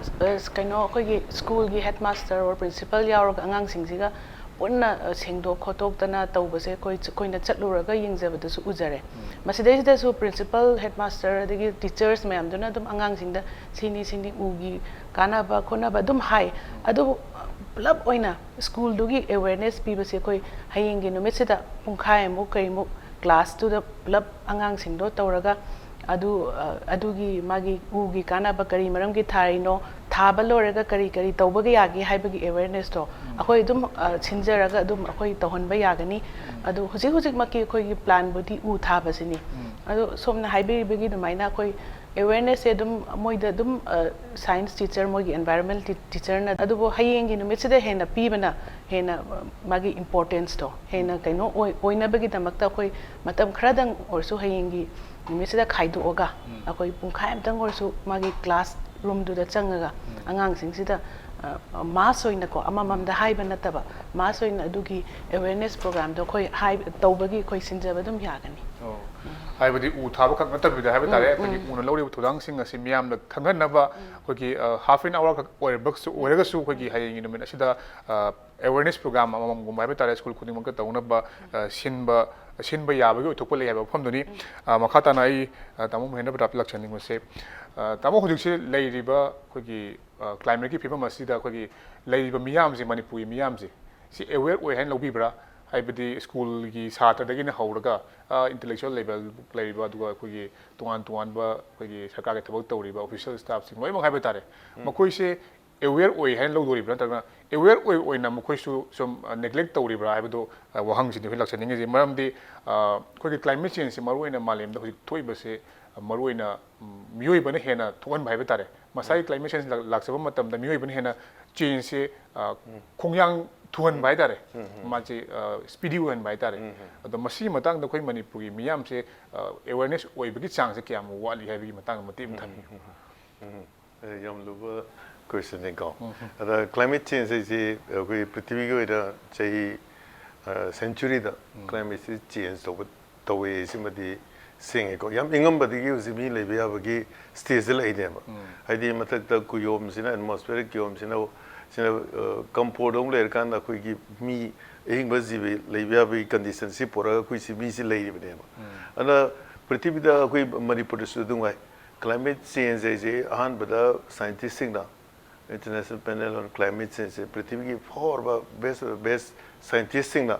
prithvi se Say Karibatunga, a quick pretty busy, in a side films, a supermatic change or change to what the home, Mayama Malani, and me, who had Bazi, but Mutkibagi stays about La Pierre. And the increase in terms of 2 degrees centigrade, 2.5, 4 degrees, the Tony Garris. She talked at the whole Uziki, a quick put up a quick music labor, Bellin's Pungai Guide, top sitter viewer, and the Uzik Manipur Sungai. ꯈꯨꯗꯝ ꯑꯣꯏꯅ ꯉꯔꯥꯡ ꯅꯍꯥꯟ ꯑꯗꯒꯤ ꯃꯇꯝ ꯑꯃꯗ ꯈꯨꯗꯝ ꯑꯣꯏꯅ ꯍꯟꯗꯛꯀꯤ ꯅꯨꯃꯤꯠ ꯈꯔꯒꯤ ꯃꯃꯥꯡꯗ ꯔꯥꯖꯁꯊꯥꯟꯒꯤ ꯆꯨꯔꯨ ꯗꯤꯁꯇ꯭ꯔꯤꯛꯇ ꯑꯩꯈꯣꯏꯒꯤ 50 ꯄꯣꯏꯟꯠ ꯂꯥꯛꯑꯦꯀꯣ ꯑꯗꯒꯤ 2016ꯗꯗꯤ 50 ꯄꯣꯏꯟꯠ ꯁꯝꯊꯤꯡ ꯂꯥꯛꯈꯤꯕ ꯌꯥꯎꯔꯦꯀꯣ ꯐꯥꯂꯣꯗꯤ ꯍꯥꯏꯗꯨꯗ ꯑꯗꯨꯅ ꯑꯗꯒꯤ ꯃꯁꯤ ꯑꯩꯈꯣꯏꯒꯤ ꯈꯨꯗꯝ ꯑꯣꯏꯅ ꯈꯪꯍꯧꯗꯅ ꯑꯩꯈꯣꯏꯒꯤ ꯅꯣꯡꯂꯩ ꯅꯨꯡꯁꯤꯠ ꯂꯥꯛꯑꯦ ꯅꯣꯡꯂꯩ ꯅꯨꯡꯁꯤꯠ ꯐꯣꯅꯤ ꯂꯥꯛꯈ꯭ꯔꯦ ꯉꯔꯥꯡ ꯅꯍꯥꯟ ꯕꯪꯒ꯭ꯂꯥꯗꯦꯁꯀꯤ ꯅꯣꯡ ꯇꯥꯔꯦ ꯍꯥꯏꯗꯤ ꯍꯥꯟꯅ ꯀꯩꯝꯇ ꯑꯦꯛꯁꯄꯦꯛ ꯇꯧꯕ ꯅꯠꯇꯦꯕ ꯁꯤꯖꯟꯒꯤ ꯃꯇꯨꯡ ꯏꯟꯅ ꯂꯥꯛꯄꯁꯨ ꯅꯠꯇꯦꯗꯅꯀꯣ ꯍꯥꯏꯗꯤ ꯁꯤ ꯃꯇꯝꯁꯤꯗ ꯑꯩꯈꯣꯏ ꯃꯅꯤꯄꯨꯔꯗ ꯅꯣꯡꯁꯤ ꯆꯨꯏ ꯁꯤ ꯃꯇꯝ ꯆꯨꯗꯦ ꯍꯧꯖꯤꯛꯇꯤ ꯂꯧ ꯌꯩꯔꯝꯗꯥꯏꯗ ꯑꯩꯈꯣꯏꯒꯤ ꯅꯣꯡꯁꯤ ꯇꯥꯁꯜꯂꯦ ꯑꯗꯒꯤ ꯂꯧ ꯑꯩꯈꯣꯏꯒꯤ ꯐꯧꯅ ꯂꯩꯅ ꯁꯥꯠꯀꯗꯧꯕ ꯃꯇꯝꯗ ꯅꯣꯡꯁꯤ ꯀꯩꯅꯣ ꯇꯥꯁꯜꯂꯦ ꯀꯣ ꯈꯪꯍꯧꯗꯕ ꯃꯌꯥꯝ ꯑꯃ ꯍꯥꯏꯗꯤ ꯗ꯭ꯔꯃꯥꯇꯤꯛ ꯆꯦꯟꯖꯦꯁ ꯃꯌꯥꯝ ꯑꯃ ꯑꯩꯈꯣꯏꯅ ꯍꯥꯟꯅ ꯚꯥꯞꯅ ꯁꯥꯔꯨꯕ ꯃꯌꯥꯝ ꯑꯃ ꯂꯥꯛꯑꯦꯕ ꯑꯗꯨꯅ ꯍꯥꯟꯅ ꯁꯥꯏꯟꯇꯤꯁꯁꯤꯡꯅ ꯍꯥꯏꯕꯗꯣ ꯃꯣꯏ ꯅꯣꯛꯅꯔꯝꯃꯦꯕ ꯖꯁ ꯁꯥꯏꯟꯇꯤꯁꯁꯤꯡꯅ ꯃꯌꯥꯝꯁꯤ ꯀꯤꯅꯕ ꯁꯦꯟꯁꯦꯁꯅꯦꯜ ꯑꯣꯏꯅꯕ ꯍꯥꯏꯔꯝꯕꯅꯤ but now the climate change is real ꯍꯥꯏꯗꯤ ꯑꯁꯦꯡꯕ ꯑꯣꯏꯔꯦꯀꯣ ꯍꯥꯏꯕꯗꯣ ꯃꯣꯏꯅ ꯄ꯭ꯔꯤꯗꯤꯛ ꯇꯧꯈꯤꯕꯗꯣ ꯃꯣꯏꯅ ꯀꯝꯄ꯭ꯌꯨꯇꯔ ꯃꯣꯗꯦꯜ ꯃꯌꯥꯝ ꯂꯩꯔ ꯄ꯭ꯔꯤꯊꯤꯕꯤ ꯗꯥꯇꯥ ꯃꯌꯥꯝ ꯀꯂꯦꯛ ꯇꯧꯔ ꯁꯤ ꯊꯣꯔꯛꯄ ꯁꯤ ꯃꯐꯝꯗꯗꯤ ꯅꯣꯡ ꯍꯦꯟ ꯇꯥꯅꯤ ꯗꯦꯖꯔꯠꯇ ꯎꯟ ꯇꯥꯅꯤ ꯑꯗꯨ ꯇꯧꯔꯤ ꯇꯧꯔꯝꯕ ꯃꯐꯝ ꯃꯌꯥꯝ ꯇꯧꯔꯝꯕ ꯃꯌꯥꯝꯗꯣ ꯍꯧꯖꯤꯛꯇꯤ ꯁꯪꯁꯪꯅꯅ ꯑꯩꯈꯣꯏꯁꯤ ꯊꯣꯛꯏ ꯍꯥꯏꯕꯁꯤ ꯁꯥꯏꯟꯇꯤꯁ ꯃꯌꯥꯝꯗꯨꯅ ꯍꯥꯏꯈꯤꯕꯗ ꯆꯨꯝꯃꯤ ꯍꯥꯏꯕꯁꯤ ꯈꯪꯉꯦꯕ ꯑꯗꯨꯃꯥꯏꯅ ꯇꯧꯗꯅ ꯃꯅꯤꯄꯨꯔꯗꯁꯨ ꯃꯤꯆꯝ ꯄ꯭ꯔꯖꯥꯗꯁꯨ ꯍꯧꯖꯤꯛ ꯑꯩꯈꯣꯏ ꯍꯥꯟꯅ ꯁꯥꯔꯝꯗꯕꯗꯣ ꯍꯧꯖꯤꯛ ꯌꯥꯝ ꯁꯥꯔꯛꯄ ꯃꯇꯝ ꯌꯥꯝ ꯁꯥꯔꯦꯗꯅ ꯑꯗꯣ ꯑꯍꯟꯁꯤꯡ ꯅꯠꯇ꯭ꯔꯦ ꯅꯍꯥꯁꯤꯡꯁꯨ ꯉꯥꯏꯀꯣ ꯃꯥꯒꯤ ꯇꯥꯏꯝ ꯂꯥꯏꯟ ꯑꯃ ꯂꯩꯅꯦꯕ ꯑꯗꯨ ꯑꯩꯅ ꯆꯍꯤ ꯑꯁꯨꯛ ꯇꯧꯕ ꯃꯇꯝꯗꯗꯤ ꯑꯩꯒꯤ ꯃꯇꯝꯗ ꯑꯩꯅ ꯄꯥꯈꯪ ꯑꯣꯏꯔꯤꯉꯩ ꯂꯩꯁꯥꯔ ꯑꯉꯥꯡ ꯑꯣꯏꯔꯤꯉꯩ ꯃꯇꯝꯗꯗꯤ ꯁꯤꯒꯨꯝꯕ ꯑꯦꯄ꯭ꯔꯤꯜꯗ ꯃꯦꯗ ꯁꯨꯝ ꯁꯥꯗꯦꯅ ꯑꯦꯄ꯭ꯔꯤꯜꯗꯒꯤ ꯑꯍꯧꯕꯁꯦꯗ ꯄ꯭ꯔꯤ ꯃꯣꯟꯁꯨꯟ ꯁꯣꯔ ꯂꯩꯅ ꯍꯧꯖꯤꯛꯇꯤ ꯂꯥꯛꯇ꯭ꯔꯦꯅ ꯑꯗꯒꯤ ꯅꯣꯡ ꯑꯁꯤ ꯆꯍꯤ ꯀꯌꯥꯃꯗ ꯅꯣꯡꯁꯤ ꯅꯤꯡꯊꯝꯊꯥꯗ ꯅꯣꯡ ꯌꯥꯝ ꯇꯥꯈꯤꯗꯦꯅ ꯑꯁꯨꯛ ꯌꯥꯝ ꯇꯥꯔꯤꯕꯁꯦ ꯁꯗꯟꯂꯤ ꯅꯣꯡꯁꯤ ꯀꯃꯥꯏꯅ ꯇꯧꯒꯦꯕꯨ ꯑꯀꯟꯕ ꯅꯣꯡꯁꯤ ꯋꯤꯗꯤꯟ ꯗ ꯐ꯭ꯌꯨ ꯗꯦꯖ ꯄꯦꯔꯣꯠꯇ ꯁꯥꯊꯤꯅ ꯇꯥꯁꯜꯂꯦꯕ ꯑꯩꯈꯣꯏ ꯔꯤꯀꯔꯦꯟꯁ ꯏꯟꯇꯔꯚꯦꯜ ꯑꯅ ꯃꯇꯝ ꯑꯃ ꯂꯩꯌꯦꯕ ꯅꯦꯆꯔꯦꯜ ꯁꯥꯏꯀꯜꯗ ꯆꯍꯤ ꯑꯁꯨꯛꯇ ꯑꯩꯈꯣꯏ ꯐ꯭ꯂꯠ ꯊꯣꯛꯏꯁꯦ ꯆꯍꯤ 1960 ꯁꯝꯊꯤꯡ ꯑꯥꯔꯂꯤ 1960 ꯐ꯭ꯂꯠ ꯊꯣꯛꯑꯦꯕꯀꯣ ꯆꯍꯤ 50 ꯏꯌꯔꯁꯀꯤ ꯁꯥꯏꯀꯜꯗ 30 ꯏꯌꯔꯁ ꯁꯥꯏꯀꯜꯗ ꯅꯣꯡꯍꯧ ꯑꯆꯧꯕ ꯂꯥꯛꯈ꯭ꯔꯦꯕ but within the period of 1 ꯏꯌꯔꯗ ꯐ꯭ꯂꯠ 5 ꯊꯣꯔꯛꯄ ꯍꯥꯏꯁꯤ ꯁꯤ ꯅꯦꯆꯔꯦꯜ ꯐꯦꯅꯣꯃꯦꯅꯥ ꯑꯗꯨꯅ ꯀꯔꯤ ꯎꯠꯂꯤ ꯍꯥꯏꯗꯤ ꯀꯔꯤꯒꯨꯝꯕ ꯈꯔꯗꯤ ꯁꯣꯏꯔꯦ ꯍꯥꯏꯕꯁꯤ ꯇꯥꯛꯑꯦꯕ ꯑꯗꯨ ꯁꯣꯏꯔꯦ ꯑꯗꯨꯗꯤ ꯀꯔꯤꯗꯒꯤ ꯁꯣꯏꯔꯤꯅꯣ ꯍꯥꯏꯗꯤ ꯑꯩꯈꯣꯏꯒꯤ ꯑꯏꯪ ꯑꯁꯥꯒꯤ ꯐꯤꯕꯝ ꯑꯃꯅ ꯀ꯭ꯂꯥꯏꯃꯦꯠ ꯆꯦꯟꯖ ꯍꯥꯏꯀꯣ ꯑꯃꯔꯣꯝꯗ ꯒ꯭ꯂꯣꯕꯦꯜ ꯋꯥꯔꯃꯤꯡ ꯐꯖꯕꯤꯔꯣꯝꯗ ꯃꯌꯥꯝꯗ ꯀ꯭ꯂꯥꯏꯃꯦꯠ ꯆꯦꯟꯖꯁꯦ ꯒ꯭ꯂꯣꯕꯁꯤ ꯋꯥꯔꯝ ꯇꯧꯔꯛꯑꯦ ꯑꯗꯨꯅ ꯃꯌꯥꯝꯅ ꯀ꯭ꯂꯥꯏꯃꯦꯠ ꯆꯦꯟꯖ ꯍꯥꯏꯅ ꯍꯥꯏꯔꯤꯁꯦ ꯁꯤꯒꯤ ꯐꯦꯅꯣꯃꯦꯅꯥꯁꯤ ꯔꯤꯌꯦꯜꯂꯤ ꯑꯣꯏꯔꯦ ꯆꯨꯝꯃꯦ ꯍꯥꯏꯕꯁꯤ ꯏꯆ ꯑꯦꯟ ꯑꯦꯕ꯭ꯔꯤ ꯋꯥꯟ ꯑꯣꯐ ꯑꯁ ꯃꯤꯑꯣꯏ ꯃꯤꯆꯝ ꯄ꯭ꯔꯖꯥ ꯆꯤꯡꯗ ꯃꯥꯟꯗ ꯇꯝꯗ ꯂꯩꯔꯤꯕ ꯃꯤ ꯈꯨꯗꯤꯡꯃꯛꯅ ꯑꯍꯣꯡꯕ ꯑꯃꯗꯤ ꯂꯥꯛꯑꯦ ꯑꯗꯨ ꯍꯥꯏꯔꯤꯕ ꯀ꯭ꯂꯥꯏꯃꯦꯠꯁꯦ ꯅꯦꯆꯔꯦꯜ ꯑꯣꯏꯅ ꯇꯧꯕ꯭ꯔꯥ ꯅꯠꯇ꯭ꯔꯦ ꯍꯧꯖꯤꯛꯇꯤ ꯀꯔꯤ ꯍꯥꯏꯒꯦ ꯃꯤꯑꯣꯏꯕꯅ ꯊꯣꯛꯍꯟꯕ ꯍ꯭ꯌꯨꯃꯦꯟ ꯏꯟꯗ꯭ꯌꯨꯁ ꯀ꯭ꯂꯥꯏꯃꯦꯠ ꯆꯦꯟꯖꯁꯦ ꯀꯔꯤꯒꯤꯅꯣ ꯍꯥꯏꯔꯒ ꯑꯩꯈꯣꯏꯅ ꯍꯥꯟꯅ ꯁꯤꯖꯤꯟꯅꯔꯝꯗꯕ ꯑꯩꯈꯣꯏꯒꯤ ꯃꯩꯈꯨ ꯊꯣꯛꯄ ꯑꯗꯒꯤ ꯑꯩꯈꯣꯏꯒꯤ ꯀ꯭ꯂꯣꯔꯣꯐ꯭ꯂꯣꯔꯣꯀꯥꯔꯕꯟ ꯑꯁꯤ ꯒ꯭ꯌꯥꯁꯦꯁ ꯃꯌꯥꯝ ꯑꯃ ꯑꯩꯈꯣꯏ ꯀꯩꯅꯣꯗ ꯑꯦꯟꯚꯥꯏꯔꯟꯃꯦꯟꯇ ꯑꯦꯠꯃꯣꯁꯐꯤꯌꯔꯗ ꯏꯝꯄꯦꯛ ꯑꯣꯏꯕ ꯃꯌꯥꯝ ꯑꯃ ꯊꯥꯗꯣꯔꯛꯑꯦꯗꯅꯀꯣ ꯊꯥꯗꯣꯔꯛꯄ ꯃꯇꯨꯡ ꯑꯣꯏꯗꯅ ꯑꯩꯈꯣꯏꯁꯤ ꯃꯁꯤꯗꯒꯤ ꯊꯣꯔꯛꯄꯗꯒꯤ ꯅꯨꯡꯁꯤꯠ ꯃꯥꯌꯣꯝ ꯆꯦꯜꯂꯝꯃꯤꯕ ꯅꯦꯆꯔꯦꯜ ꯀꯔꯦꯟ ꯃꯌꯥꯝꯗꯣ ꯂꯣꯏꯅ ꯃꯥꯡꯈꯤꯕꯅꯤꯅꯀꯣ ꯁꯤꯔꯥꯟ ꯇꯨꯔꯥꯟ ꯆꯪꯉ ꯉꯧꯔꯛꯄꯅꯦꯕ ꯑꯗꯨꯅ ꯉꯍꯥꯟꯒꯤ ꯁꯥꯏꯀ꯭ꯂꯣꯟ ꯂꯥꯛꯏꯗꯨꯅꯤꯗ ꯑꯗꯨꯅ ꯃꯁꯤꯃꯗꯤ ꯑꯩꯒꯤ ꯃꯥꯡꯗ ꯁꯪꯁꯪꯅ ꯂꯩꯔꯕꯅꯤꯅ ꯀ꯭ꯂꯥꯏꯃꯦꯠ ꯆꯦꯟꯖ ꯍꯥꯏꯕꯁꯤ ꯈꯪꯉꯦꯕ ꯑꯩꯒꯤ ꯆꯍꯤ 30 ꯃꯃꯥꯡꯗ ꯇꯧꯔꯝꯗ ꯉꯁꯤ ꯇꯧꯔꯤ ꯃꯤ ꯄꯨꯡꯒꯗ ꯂꯣꯏ ꯌꯥꯅꯔꯦ ꯂꯣꯏ ꯈꯪꯅꯔꯦ ꯑꯗꯨꯒ ꯑꯩꯒꯤ ꯔꯣꯜꯗꯤ ꯀꯔꯤ ꯂꯩꯒꯦꯕ ꯌꯨ ꯑꯦꯖ ꯑꯦ ꯁꯤꯇꯤꯖꯟ ꯑꯩ ꯄ꯭ꯔꯤꯊꯤꯕꯤꯒꯤ ꯁꯤꯇꯤꯖꯟ ꯑꯃ ꯑꯣꯏꯅ ꯃꯅꯤꯄꯨꯔꯒꯤ ꯅꯠꯇꯕ ꯏꯟꯗꯤꯌꯥꯒꯤ ꯅꯠꯇꯕ ꯄ꯭ꯔꯤꯊꯤꯕꯤꯒꯤ ꯃꯤꯑꯣꯏ ꯑꯃꯅ ꯑꯩꯁꯨ ꯑꯩꯒꯤ ꯇꯧꯐꯝ ꯊꯣꯛꯄ ꯏꯊꯧ ꯈꯔꯗꯤ ꯂꯩꯇꯕ꯭ꯔꯥ ꯍꯥꯏꯗꯤ ꯄ꯭ꯂꯥꯁꯇꯤꯛ ꯃꯩ ꯊꯥꯕ ꯑꯗꯒꯤ ꯑꯩꯅ ꯒꯥꯔꯤꯅ ꯀꯥꯟꯅꯗꯕꯗ ꯀꯩꯁꯨ ꯂꯩꯇꯕ ꯃꯐꯝ ꯑꯃ ꯆꯠꯄꯗ ꯗꯔꯀꯥꯔ ꯂꯩꯇꯕꯗ ꯒꯥꯔꯤ ꯇꯣꯡꯉ ꯍꯦꯛ ꯆꯠꯁꯤꯟꯕ ꯎ ꯌꯥꯟꯊꯠꯄ ꯗꯤꯐꯣꯔꯦꯁꯇꯦꯁꯟ ꯂꯦꯟ ꯌꯨꯁ ꯆꯦꯟꯖꯦꯁ ꯀꯣ ꯍꯧꯖꯤꯛꯀꯤ ꯁꯤꯐꯇꯤꯡ ꯀꯜꯇꯤꯚꯦꯁꯟ ꯇꯧꯔꯦ ꯍꯣꯏ ꯇꯦꯔꯥꯏꯟꯅ ꯀꯟꯗꯤꯁꯟꯅ ꯇꯧꯗꯕ ꯌꯥꯗꯕꯗꯒꯤ ꯆꯥꯗꯕꯗꯤ ꯌꯥꯗꯕꯅꯤꯅ ꯑꯩꯈꯣꯏꯒꯤ ꯆꯤꯡꯒꯤ ꯂꯝꯗ ꯇꯣꯄꯣꯒ꯭ꯔꯥꯐꯤꯗꯤ ꯉꯝꯃꯦ ꯑꯩꯈꯣꯏ ꯇꯝꯄꯥꯛꯀꯤ ꯂꯝꯗꯤ ꯄꯥꯛꯑꯦ ꯑꯗꯨꯅ ꯑꯩꯈꯣꯏꯒꯤ ꯐꯥꯔꯃꯤꯡꯗꯣ ꯐꯖꯅ ꯇꯧꯕ ꯌꯥꯏꯕ ꯑꯗꯨ ꯆꯤꯡꯒꯤ ꯂꯝꯗ ꯂꯩꯕ ꯃꯤꯗꯨꯗꯤ ꯎꯄꯥꯏꯗꯤ ꯂꯥꯏꯔꯤ ꯃꯉꯣꯟꯗ ꯇꯦꯛꯅꯣꯂꯣꯖꯤꯒꯤ ꯑꯦꯗꯚꯥꯟꯇꯦꯖ ꯂꯩꯖꯗꯦ ꯑꯗꯩ ꯄ꯭ꯂꯁ ꯂꯧ ꯎꯅꯕ ꯖꯒꯥ ꯂꯩꯖꯗꯦ ꯑꯗꯩ ꯄ꯭ꯂꯁ ꯃꯥꯒꯤ ꯁ꯭ꯇꯦꯖ ꯑꯣꯐ ꯗꯦꯕꯂꯞꯃꯦꯟꯇꯣ ꯈꯔ ꯂꯣ ꯑꯣꯏ ꯑꯗꯨꯏꯗꯤ ꯃꯥꯅ ꯈꯟꯕꯅ ꯊꯥꯏꯅꯒꯤ ꯏꯄꯥ ꯏꯄꯨꯒꯤ ꯃꯇꯝꯗ ꯆꯠꯅꯔꯝꯕ ꯎꯃꯪꯁꯤ ꯌꯥꯟꯊꯠꯂꯒ ꯃꯔꯨ ꯃꯔꯥꯡ ꯈꯔ ꯊꯥꯖꯤꯜꯂꯒ ꯃꯗꯨꯗꯩ ꯍꯤꯡꯕꯗꯨꯅꯦꯕ ꯑꯗꯨꯕꯨ ꯑꯣꯚꯔ ꯄꯦꯔꯣꯠ ꯁꯨꯝ ꯇꯧꯁꯤꯜꯂꯛ ꯇꯥꯔꯗꯤ ꯃꯥꯅ ꯊꯥꯕ ꯉꯥꯟꯋꯥꯏ ꯄ꯭ꯔꯗꯛꯁꯟ ꯑꯃꯗ ꯍꯧꯖꯤꯛꯇꯤ ꯑꯃꯨꯛ ꯇꯧꯔꯛꯇ꯭ꯔꯦ ꯑꯗꯨꯅ ꯃꯁꯤꯒꯨꯝꯕ ꯃꯔꯝꯁꯤ ꯃꯤꯑꯣꯏꯕ ꯑꯩꯈꯣꯏ ꯃꯔꯝ ꯀꯌꯥꯗꯒꯤ either maybe haide soidana haide upai leitena tawba ma tawge na tawba ma masina su marum uhelina he wan da ado khangda bradi khange ado aigi tawbom to ithou do akoi loina mak to akoi gi isa isa ge am ai ama kadang bi be ko ai gumba ama meyam na crore mi billion sarai ne da akoi na at least carbon footprint se akoi si kara handana ma kari to be akoi lifestyle changes ko over consumption torukpa adagi pochai si tha bada yamna energy consuming oiba pochai tharakpa adagi machine da su yamna energy consuming oiba torukpa sima mayam dagi su thon mane haibadi khoi mayam na khoi mangda uraga leiraba wafam ngaktani thodong ngaktani haibani adubu khoi isana wakhal tadragadi basi kana su sendok pungam haiba wafam duni aduga makhata na ai tamo Bijoy lakchani muse namo khoi media si dum khoi dum tamone khangbi the informing educating entertaining and hojikan di influencing guy sudum mayam si yofam sudum lai ada mayam na khang na hai tare khang na dum khoi gi suwana climate change lai khoi na tawi thabak china manghali hai basi khang adum uno na dum tau bai tare to honeng da thodo khoi thabak mayam ma ado masi kamain tawdana khoi na khoi gi media men moina khoi da khoi gi pau yi sandok matam da natraga khoi da influence ma piba matam da masi kamain tawragadi hai riba khoi gi sigi importance masi gi importance khoi da khangan mangam gadagi hai basi matem thambi masi khoi gi media gi role si not only for the climate change khaktagi wana taba the media gi role si adum chawi masi se na fourth pillar ni hai aduna khoi na hojiki leriba post de da kamaru ese pathau tai se mapan da ka di khoi media su ngai Manipur gi media ga to pa state ki natraga na to pa country gi media ga yeng na bada khoi su thak handari nam nemi khoi tambagi chang yang wali khoi si khoi to si pambi le ta pham da ke gi ne yumbi oi ha ba mai te gi praman du ni Manipur to se adu we are also good from the northeastern state the next to the Guwahati in Farsi the state ka yang namatam da akhoi media gi kano se media fraternity gi responsibility ma gi thaba khu se akhoi northeast di next to Guwahati na lei bane phai mapan da ka di environmental journalism se tonga na tam na gre tonga na ma kano hang na gre my course journalism course environmental journalism ka na hang na gre da akhoi gi hojik leiba post da akhoi su hona ba chage tasengna aigi reporters bit pira kanta environment nuksiba kambo se tongana specially magi environment ka mailina ba bit pb pa crime pamja pb ki dana crime dai na crime bit pb pa political ki potna political pb be sports ki potna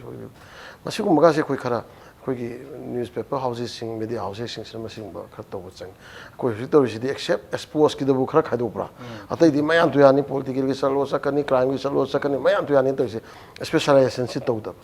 ama se specialization khar to go phai yang khali aduga environment ka mari leina pa post da acho institute mapangi or foreign gi acho institution na magi scholarship ka siam chong pi even prizes environment ki matang di ba journey sing je ama fellowship ka siam acho ba phangni ama se ka se khoi Manipur ki le ba journalism da khongda bi ba sin na sing si khar to han ningi even sing na har kan da sigi nakan se leiba number river the social liba machine loktak the social liba ka se ko special story iba special story to ba machine ka ino ha ka se da lengak ta khangan ba da natana masigi mapan da khundari ba praja sing asida akhoi na makhoi da karamba wakhan karamba turien kamaina nusi han ga da ge ji message pi ba ngam bagi adugumba thakta akhoi training to ba adugumba thakta creativity leiba journalism tholak ba changa ko mathau tari adugu maina tongan be hiram chingda khoi specialized to ro matung da akhoi se akhoi gi role se yam chawi akhoi role mokung phana loba ngam khali hayeng pangthok ka dori ba world environment day si da su akhoi gi editor sing maruina editor sing su asoba thotang lobiri AMWJU na asigi kano ki media coordinator oibada natana hayeng gi program si da media gi editor si time chawba yam chawna space pb ba ibe matam da yam creatively koi miyam gi wakhal da ting pan ga da masi chumina haina khalan mangang da ba mong da ibangam ba puthopangam ba production changi adugi ꯑꯩꯈꯣꯏ in general ꯁꯗꯤꯡꯗ ꯑꯩꯈꯣꯏ ꯎ ꯑꯁꯨꯛ ꯊꯥꯈ꯭ꯔꯦ ꯍꯥꯏꯕꯗꯨ ꯉꯥꯛꯇ ꯅꯠꯇꯕ ꯑꯗꯣ ꯇꯣꯉꯥꯟꯕ ꯀ꯭ꯔꯤꯌꯦꯇꯤꯕꯤꯇꯤ ꯑꯣꯏꯕ ꯃꯤꯌꯥꯝꯗ ꯄꯥꯜꯍꯟꯒꯗꯕ ꯈꯜꯍꯟꯒꯗꯕ ꯄꯣꯠ ꯄꯨꯊꯣꯛꯄ ꯑꯩꯈꯣꯏ ꯆꯪꯉꯦꯅ ꯈꯜꯂꯤ ꯑꯗꯨꯃꯥꯏꯅ ꯑꯩꯈꯣꯏꯅ ꯃꯤꯌꯥꯝꯗ ꯐꯖꯅ ꯃꯦꯁꯦꯖꯁꯤ ꯌꯧꯍꯟꯕ ꯉꯝꯃꯕ ꯌꯥꯝ ꯁꯦꯡꯅ ꯍꯟꯗꯛꯀꯤ ꯏꯟꯚꯥꯏꯔꯣꯟꯃꯦꯟ ꯗꯦꯁꯤꯗ ꯑꯩꯈꯣꯏ ꯑꯦꯝꯖꯨꯁꯨ ꯑꯣꯜ ꯃꯅꯤꯄꯨꯔ ꯋꯥꯔꯀꯤꯡ ꯖꯔꯅꯦꯂꯤꯁ ꯌꯨꯅꯤꯌꯟꯁꯨ ꯑꯩꯈꯣꯏ ꯃꯁꯤꯒꯤ ꯄꯥꯔꯠꯅꯔ ꯑꯃ ꯑꯣꯏꯅ ꯑꯩꯈꯣꯏ ꯇꯧꯔꯤ ꯑꯗꯨꯅ ꯃꯤꯌꯥꯝꯗ ꯄꯤꯖꯅꯤꯡꯕꯗꯤ ꯅꯣꯠ ꯑꯣꯟꯂꯤ ꯐꯣꯔ ꯗ ꯁ꯭ꯀꯨꯜ ꯆꯤꯜꯗ꯭ꯔꯦꯟ ꯑꯩꯈꯣꯏꯒꯤ ꯏꯟꯁꯇꯤꯇ꯭ꯌꯨꯁꯟꯁꯤꯡꯗ ꯅꯠꯇꯅ ꯑꯩꯈꯣꯏꯒꯤ ꯌꯨꯝ ꯌꯨꯝꯗ ꯂꯩꯕꯤꯔꯤꯕ ꯃꯤꯁꯤꯡꯁꯦ ꯍꯌꯦꯡꯁꯤ ꯁꯨꯇꯤꯁꯨ ꯒꯣꯔꯃꯦꯟ ꯁꯨꯇꯤꯁꯨ ꯑꯣꯏꯕ꯭ꯔꯥ ꯑꯣꯏꯗꯕ꯭ꯔꯥ ꯑꯣꯔ ꯋꯥꯔꯤꯕꯔ ꯑꯣꯏꯔꯁꯨ ꯑꯣꯏꯗ꯭ꯔꯁꯨ ꯌꯨꯝ ꯌꯨꯝꯗ ꯑꯣꯏꯔꯁꯨ ꯄꯥꯝꯕꯤ ꯑꯃꯃꯝꯇ ꯑꯣꯏꯔꯁꯨ ꯌꯨꯝ ꯌꯨꯝꯒꯤ ꯐꯦꯃꯤꯂꯤꯒꯤ ꯃꯦꯝꯕꯔꯁꯤꯡꯁꯤꯅ ꯊꯥꯕꯤꯌꯨ ꯊꯥꯖꯤꯟꯕꯤꯌꯨ ꯍꯥꯏꯕꯁꯤ ꯑꯩꯒꯤ ꯃꯥꯏꯀꯩꯗꯒꯤ ꯑꯦꯄꯤꯜ ꯇꯧꯖꯅꯤꯡꯉꯤ ꯑꯗꯨꯒ ꯊꯣꯏꯗꯣꯛꯅ ꯍꯦꯟꯗꯣꯛꯅ ꯑꯩꯈꯣꯏꯅ ꯏꯗꯤꯇꯔꯁꯤꯡꯅ ꯀꯔꯤꯁꯤꯡꯅ ꯂꯧꯕꯤꯔꯤꯕ ꯊꯧꯗꯥꯡ ꯏꯟꯚꯥꯏꯔꯣꯟꯃꯦꯟ ꯗꯦꯒꯤ ꯃꯇꯥꯡꯗ ꯀꯔꯤꯗ ꯂꯧꯕꯤꯔꯤꯕ ꯊꯧꯗꯥꯡꯁꯤꯡꯒꯤ ꯃꯊꯛꯇ ꯑꯩꯈꯣꯏꯅ ꯍꯌꯦꯡ ꯄꯥꯎꯃꯤꯁꯤꯡꯁꯤꯅ ꯏꯟꯚꯥꯏꯔꯣꯟꯃꯦꯟ ꯗꯦꯒ ꯃꯔꯤ ꯂꯩꯅꯅ ꯄꯨꯔꯛꯏꯕ ꯄꯥꯎꯁꯤꯡꯗꯨꯒꯤ ꯑꯐꯕ ꯌꯥꯝ ꯐꯕ ꯁ꯭ꯄꯦꯁ ꯄꯤꯕꯤꯒꯅꯤ ꯍꯥꯏꯕꯒꯤ ꯑꯩ ꯊꯥꯖꯕ ꯊꯝꯖꯔꯤ ꯑꯗꯨꯅ ꯌꯥꯝ ꯁꯛꯁꯦꯁꯐꯨꯜꯂꯤ ꯑꯩꯈꯣꯏ ꯍꯟꯗꯛꯀꯤ ꯋꯥꯔꯜ ꯏꯟꯚꯥꯏꯔꯣꯟꯃꯦꯟ ꯗꯦꯁꯤ ꯄꯥꯡꯊꯣꯛꯀꯅꯤ ꯑꯗꯣ ꯍꯧꯖꯤꯛ ꯑꯩꯈꯣꯏ ꯃꯦꯗꯥꯝ ꯏꯕꯦꯆꯧꯕꯤꯅ ꯊꯝꯕꯤꯈꯤꯕꯗ ꯌꯥꯝ ꯂꯥꯏꯕꯛ ꯐꯕꯗꯤ ꯂꯥꯛꯀꯗꯧꯔꯤꯕ ꯕꯟ ꯃꯍꯣꯠꯁꯣꯕꯇꯁꯨ ꯃꯁꯤ ꯑꯃꯨꯛ ꯆꯠꯂꯒ ꯃꯗꯨ ꯀꯔꯤꯒꯨꯝꯕ ꯁꯤꯔꯝꯕ ꯈꯣꯠꯂꯝꯕ ꯌꯥꯎꯔꯒꯗꯤ ꯃꯗꯨ ꯀꯩꯅꯣ ꯑꯩꯈꯣꯏ ꯔꯤꯄ꯭ꯂꯦꯁꯃꯦꯟ ꯇꯧꯅꯤ ꯍꯥꯏꯔꯤ ꯑꯗꯒꯤ ꯑꯃꯨꯛ ꯃꯗꯨ ꯁꯥꯇ꯭ꯔꯁꯤꯡꯗꯨꯒꯤ ꯑꯉꯥꯡꯁꯤꯡꯗꯨꯒꯤ ꯃꯃꯤꯡ ꯊꯦꯠꯂꯒ ꯃꯥꯒꯤ ꯁꯥꯇ꯭ꯔ ꯑꯃꯒꯤ ꯏꯝꯄꯣꯔꯇꯦꯟꯁꯇꯨ ꯄꯤꯍꯟꯒꯅꯤ ꯑꯗꯨ ꯐꯖꯅ ꯃꯗꯨ ꯍꯤꯡꯍꯟꯕ ꯉꯝꯕ ꯁꯥꯇ꯭ꯔꯗꯨ ꯁ꯭ꯀꯨꯜꯗꯨꯒꯤ ꯑꯦꯁꯦꯝꯕ꯭ꯂꯤꯗ ꯀꯔꯤꯗ ꯅꯠꯇ꯭ꯔꯒ foundation day or something recognition ꯄꯤꯒꯅꯤ ꯃꯥꯒꯤ ꯏꯟꯁꯦꯟꯇꯤꯞ ꯑꯣꯔ ꯁꯝꯊꯤꯡ ꯄꯤꯒꯅꯤ ꯍꯥꯏꯕꯅ ꯄꯤꯔꯤ ꯑꯩꯒꯤ ꯔꯤꯀ꯭ꯋꯦꯁꯇꯤ ꯏꯖꯨꯀꯦꯁꯟ ꯗꯤꯄꯥꯔꯠꯃꯦꯟꯒꯤ ꯃꯥꯏꯀꯩꯗꯒꯤꯁꯨ ꯐꯖꯅ ꯁ꯭ꯀꯨꯜ ꯆꯦꯛ ꯆꯠꯄꯤꯕ ꯃꯇꯝꯗ ꯎ ꯆꯥꯔ 50 ꯊꯥꯈꯤꯕ ꯃꯇꯝꯗ ꯍꯥꯏꯔꯤꯕ ꯁ꯭ꯀꯨꯜꯗꯨꯃꯗꯤ ꯎ ꯆꯥꯔ 40 ꯍꯤꯡꯍꯜꯂꯤ 95 ꯍꯤꯡꯍꯜꯂꯤ 50 ꯍꯤꯡꯍꯜꯂꯤ 50ꯃꯛ ꯍꯤꯡꯍꯜꯂꯤ ꯍꯥꯏꯕꯒꯨꯝꯕ ꯂꯩꯔꯒꯗꯤ ꯁꯝ ꯑꯗꯔ ꯏꯖꯨꯀꯦꯁꯟ ꯗꯤꯄꯥꯔꯠꯃꯦꯟꯅ ꯁꯤꯟꯕ ꯁ꯭ꯇꯦꯠꯀꯤ ꯑꯣꯏꯕ ꯄ꯭ꯔꯣꯒ꯭ꯔꯥꯝꯗ ꯁ꯭ꯀꯨꯜꯗꯨꯒꯤ ꯄ꯭ꯔꯤꯟꯁꯤꯄꯥꯜꯒꯁꯤ ꯄꯨꯊꯣꯛꯄꯤꯗꯅ ꯁꯥꯔꯇꯤꯐꯤꯀꯦꯠ ꯃꯆꯥ ꯑꯃ ꯄꯤꯕꯤꯔꯒ ꯃꯥꯒꯤ ꯀꯩꯅꯣꯗꯨ ꯑꯩꯈꯣꯏ ꯔꯤꯀꯣꯒꯅꯤꯁꯟ ꯄꯤꯕꯤꯕ ꯑꯩ ꯌꯥꯝ ꯀꯥꯟꯅꯅꯦꯅ ꯈꯜꯂꯤ ꯃꯗꯨ ꯏꯟꯐꯣꯔꯃꯦꯁꯟꯁꯨ ꯍꯥꯟꯅ ꯃꯣꯏꯗ ꯄꯤꯕꯤꯕ ꯑꯩꯈꯣꯏ ꯁꯤꯒꯨꯝꯕ ꯄ꯭ꯂꯥꯅꯤꯡ ꯑꯃ ꯂꯩ ꯑꯩꯈꯣꯏ ꯁꯥꯜ ꯑꯃꯇ ꯑꯣꯏꯔꯁꯨ ꯌꯥꯟꯕꯤꯔ ꯂꯣꯏꯔꯦꯅꯀꯣ ꯀꯩꯁꯨ ꯄ꯭ꯔꯣꯕ꯭ꯂꯦꯝ ꯅꯠꯇꯦ ꯍꯥꯏꯕ ꯗꯔꯀꯥꯔ ꯂꯩꯔꯗꯤ ꯔꯤꯀꯣꯒꯅꯤꯁꯟ ꯄꯤꯕꯤꯕꯗꯨꯅꯦꯕ ꯑꯗꯨꯅ ꯃꯁꯤꯒꯨꯝꯕ ꯄꯣꯂꯤꯁꯤꯒꯁꯨ ꯑꯩ ꯏꯖꯨꯀꯦꯁꯟ ꯗꯤꯄꯥꯔꯠꯃꯦꯟꯇ ꯊꯝꯍꯟꯅꯤꯡꯉꯤ ꯊꯣꯏꯗꯣꯛ ꯍꯦꯟꯗꯣꯛꯅ ꯐꯣꯔꯦꯁ ꯗꯤꯄꯥꯔꯠꯃꯦꯟꯅꯁꯨ ꯑꯆꯧꯕ ꯊꯧꯗꯥꯡ ꯂꯧꯕꯤꯗꯅ ꯁ꯭ꯀꯨꯜꯁꯤꯡꯗ ꯍꯧꯖꯤꯛ ꯑꯣꯜꯔꯦꯗꯤ ꯄꯥꯝꯕꯤꯁꯤꯡ ꯌꯧꯔꯛꯇ꯭ꯔ ꯂꯩꯔꯦꯁꯨ ꯑꯩ ꯇꯥꯖꯔꯦ ꯑꯗꯨ ꯑꯩꯅ ꯈꯪꯖꯅꯤꯡꯉꯤꯁꯦ ꯑꯌꯥꯝꯕ ꯇꯝꯄꯥꯛꯀꯤ ꯅꯠꯇ꯭ꯔꯒ ꯀꯩꯅꯣꯒꯤꯗꯤ ꯈꯪꯉꯤ ꯆꯤꯡꯒꯤ ꯂꯩꯔꯤꯕ ꯁ꯭ꯀꯨꯜꯁꯤꯡꯁꯤꯃꯗꯤ ꯍꯧꯖꯤꯛ ꯀꯔꯤ ꯁ꯭ꯇꯦꯖꯇ ꯂꯩꯕꯒꯦ ꯑꯗꯨꯃꯛꯇꯤ ꯑꯩ ꯈꯪꯗ꯭ꯔꯤ ꯑꯗꯨꯅ ꯑꯩ ꯌꯥꯝ ꯁꯛꯁꯦꯁꯐꯨꯜꯂꯤ ꯑꯣꯏꯅꯦꯅ ꯑꯩ ꯈꯜꯂꯤ ꯑꯩ ꯃꯦꯗꯥꯝ ꯏꯕꯦꯆꯧꯕꯤ ꯂꯥꯛꯆꯒꯦ ꯍꯧꯖꯤꯛ ꯑꯩꯈꯣꯏꯒꯤ ꯇꯥꯃꯣꯅ ꯊꯝꯕꯤꯈꯤꯕ ꯑꯩꯈꯣꯏꯒꯤ ꯁ꯭ꯀꯨꯜꯁꯤꯡꯗ ꯍꯦꯟꯅ ꯄꯥꯝꯕꯤꯁꯤꯡꯁꯦ ꯍꯧꯕ ꯉꯝꯕꯁꯤꯡꯗ ꯑꯩꯈꯣꯏꯒꯤ ꯃꯅꯥꯒꯨꯝꯕ ꯄꯤꯕꯒꯤ ꯁꯤꯒꯨꯝꯕꯒꯤ ꯄ꯭ꯂꯥꯟ ꯂꯩꯕꯤꯕ꯭ꯔꯥ ꯑꯗꯨꯒ ꯉꯁꯥꯏꯒꯤ ꯄ꯭ꯔꯥꯏꯚꯦꯠ ꯁ꯭ꯀꯨꯜꯁꯤꯡꯅꯒ ꯄ꯭ꯔꯄꯣꯁ ꯇꯧꯔꯛꯈꯤꯕ ꯍꯥꯏꯇꯥꯔꯦ ꯑꯩꯈꯣꯏꯒꯤ ꯃꯈꯣꯏꯒꯤ ꯏꯟꯇꯔꯅꯦꯠ ꯑꯦꯁꯦꯁꯃꯦꯟ ꯃꯥꯔꯛꯇ ꯀꯩꯒꯨꯝꯕ ꯎ ꯌꯥꯝꯅ ꯍꯧꯕ ꯌꯥꯝꯅ ꯑꯩꯈꯣꯏ ꯐꯖꯅ ꯅꯔꯆꯔ ꯇꯧꯕ ꯑꯉꯥꯡꯗꯨ ꯃꯥꯔꯛ ꯌꯥꯝꯅ ꯄꯤꯕꯤꯕ ꯂꯩꯈꯤꯕ ꯋꯥꯐꯝꯁꯤꯡꯁꯦ ꯃꯁꯤ ꯀꯗꯥꯏ ꯐꯥꯎꯕ ꯑꯣꯏꯊꯣꯛꯄ ꯌꯥꯏ ꯍꯌꯦꯡ ꯑꯩꯈꯣꯏꯒꯤ ꯏꯖꯨꯀꯦꯁꯟꯒꯤ ꯄꯣꯂꯤꯁꯤꯒꯨꯝꯕꯗ ꯍꯥꯞꯆꯤꯟꯕꯗ ꯍꯥꯏꯕ ꯇꯥꯔꯦ ꯑꯩꯈꯣꯏ ꯍꯧꯖꯤꯛ ꯑꯩꯈꯣꯏꯅ ꯁꯦꯂꯦꯛꯇꯦꯠ ꯁ꯭ꯀꯨꯜꯁ ꯖꯣꯟꯅ JTOꯅ ꯄꯤꯈꯠꯂꯛꯏꯕ ꯁ꯭ꯀꯨꯜꯁꯤꯡꯁꯤꯗ ꯑꯩꯈꯣꯏ ꯂꯣꯏꯅꯃꯛ ꯃꯣꯏꯗ ꯄꯥꯎ ꯄꯤꯈ꯭ꯔꯦ ꯆꯤꯡꯒꯤꯁꯨ ꯂꯣꯏ ꯌꯧꯈ꯭ꯔꯕ ꯍꯧꯖꯤꯛ ꯁꯦꯞꯂꯤꯡ ꯂꯣꯏꯅꯃꯛ ꯃꯌꯥꯝꯁꯦ ꯌꯧꯈ꯭ꯔꯦ ꯁꯦꯞꯂꯤꯡꯁ ꯌꯧꯈ꯭ꯔꯦ ꯑꯩꯈꯣꯏꯅ ꯃꯣꯏꯗ ꯐꯣꯔꯃꯦꯠ ꯑꯃ ꯁꯦꯝꯃꯦ ꯑꯩꯈꯣꯏꯅ ꯍꯌꯦꯡꯁꯦ ꯅꯣꯏ ꯎ ꯆꯥꯔ ꯀꯌꯥ ꯄꯤꯔꯛꯏ ꯐꯣꯔꯦꯁꯠ ꯗꯤꯄꯥꯔꯠꯃꯦꯟꯇꯒꯤ ꯅꯣꯏꯅ ꯊꯥꯕ ꯃꯁꯤꯡꯅ ꯀꯌꯥꯅꯣ ꯍꯥꯏꯕꯒꯤ ꯔꯤꯄꯣꯔꯠ ꯑꯃ ꯑꯩꯈꯣꯏꯗ ꯄꯤꯌꯣꯅ ꯍꯥꯏꯔꯛꯏ ꯃꯗꯨꯒꯤ ꯃꯇꯨꯡ ꯏꯟꯅ ꯑꯩꯈꯣꯏꯅ ꯀꯌꯥ ꯊꯥꯈꯤꯒꯦ ꯍꯥꯏꯕ ꯃꯁꯤꯡꯗꯣ ꯈꯪꯉꯅꯤ ꯍꯌꯦꯡꯁꯦ ꯍꯌꯦꯡ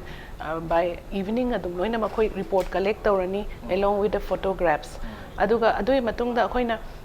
ꯃꯁꯤꯡꯗꯣ ꯈꯪꯉ ꯃꯇꯨꯡꯗ ꯑꯩꯈꯣꯏꯅ ꯉꯁꯥꯏ ꯍꯥꯏꯖꯈꯤꯕꯗꯣ ꯖꯨꯂꯥꯏ ꯑꯃꯁꯨꯡ ꯅꯣꯕꯦꯝꯕꯔꯗ ꯑꯃꯨꯛ ꯔꯤꯄ꯭ꯂꯦꯁ ꯇꯧꯅꯤꯅ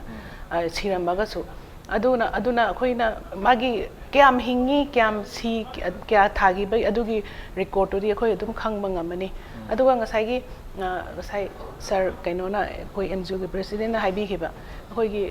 ꯈ꯭ꯋꯥꯏꯗꯒꯤ ꯍꯦꯟꯅ ꯊꯥꯕ ꯎ ꯍꯦꯟꯅ ꯒ꯭ꯔꯣꯠ ꯂꯩꯕ ꯍꯥꯏꯒꯗ꯭ꯔꯥ ꯆꯥꯎꯈꯠꯍꯟꯕ ꯁ꯭ꯀꯨꯜꯗꯨꯗ ꯀꯩꯅꯣꯝꯃ ꯄꯤꯕꯤꯌꯣ ꯍꯥꯏꯕꯗꯣ ꯑꯩꯈꯣꯏ ꯍꯥꯌꯔ ꯑꯣꯊꯣꯔꯤꯇꯤꯁ ꯃꯌꯥꯝꯅ ꯁꯣꯏꯗꯅ ꯃꯗꯨꯒꯤ ꯀꯩꯅꯣꯝꯃ ꯇꯧꯔꯛꯀꯅꯤ ꯍꯥꯏꯕꯒꯤ ꯊꯥꯖꯕ ꯂꯩꯖꯩ ꯀꯔꯤꯒꯤꯅꯣ ꯍꯥꯏꯗꯤ ꯑꯩꯈꯣꯏꯁꯨ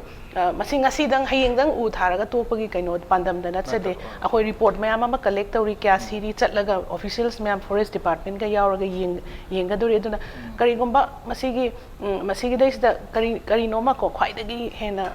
ꯐꯕ ꯁ꯭ꯀꯨꯜꯗꯣ ꯀꯔꯤꯅꯣꯃ ꯇꯧꯔꯛꯄꯒꯤ ꯀꯩꯅꯣꯁꯦ ꯑꯩꯈꯣꯏ ꯍꯥꯌꯔ ꯑꯣꯊꯣꯔꯤꯇꯤꯁꯅ ꯁꯣꯏꯗꯅ ꯇꯧꯔꯛꯀꯅꯤ ꯍꯥꯏꯕꯒꯤ ꯊꯥꯖꯕ ꯂꯩꯖꯩ ꯍꯥꯏꯕꯗꯤ ꯔꯤꯄꯣꯔꯠꯁꯤꯡ ꯑꯁꯤ ꯐꯖꯅ ꯀꯂꯦꯛ ꯇꯧꯔꯒ ꯌꯥꯝꯅ ꯁꯤꯁꯇꯦꯃꯦꯇꯤꯛ ꯅꯥꯏꯅ ꯊꯝꯒꯅꯤ ꯍꯥꯏꯕ ꯋꯥꯐꯝꯅꯤ ꯃꯥꯏ ꯄꯥꯛꯄꯁꯨ ꯑꯣꯏꯕꯤꯌꯨ ꯑꯗꯨꯒ ꯑꯩ ꯃꯈꯥ ꯇꯥꯅ ꯇꯥꯃꯣ ꯃꯍꯦꯟꯗ꯭ꯔ ꯄ꯭ꯔꯇꯥꯞ ꯂꯥꯛꯆꯅꯤꯡꯕꯁꯦ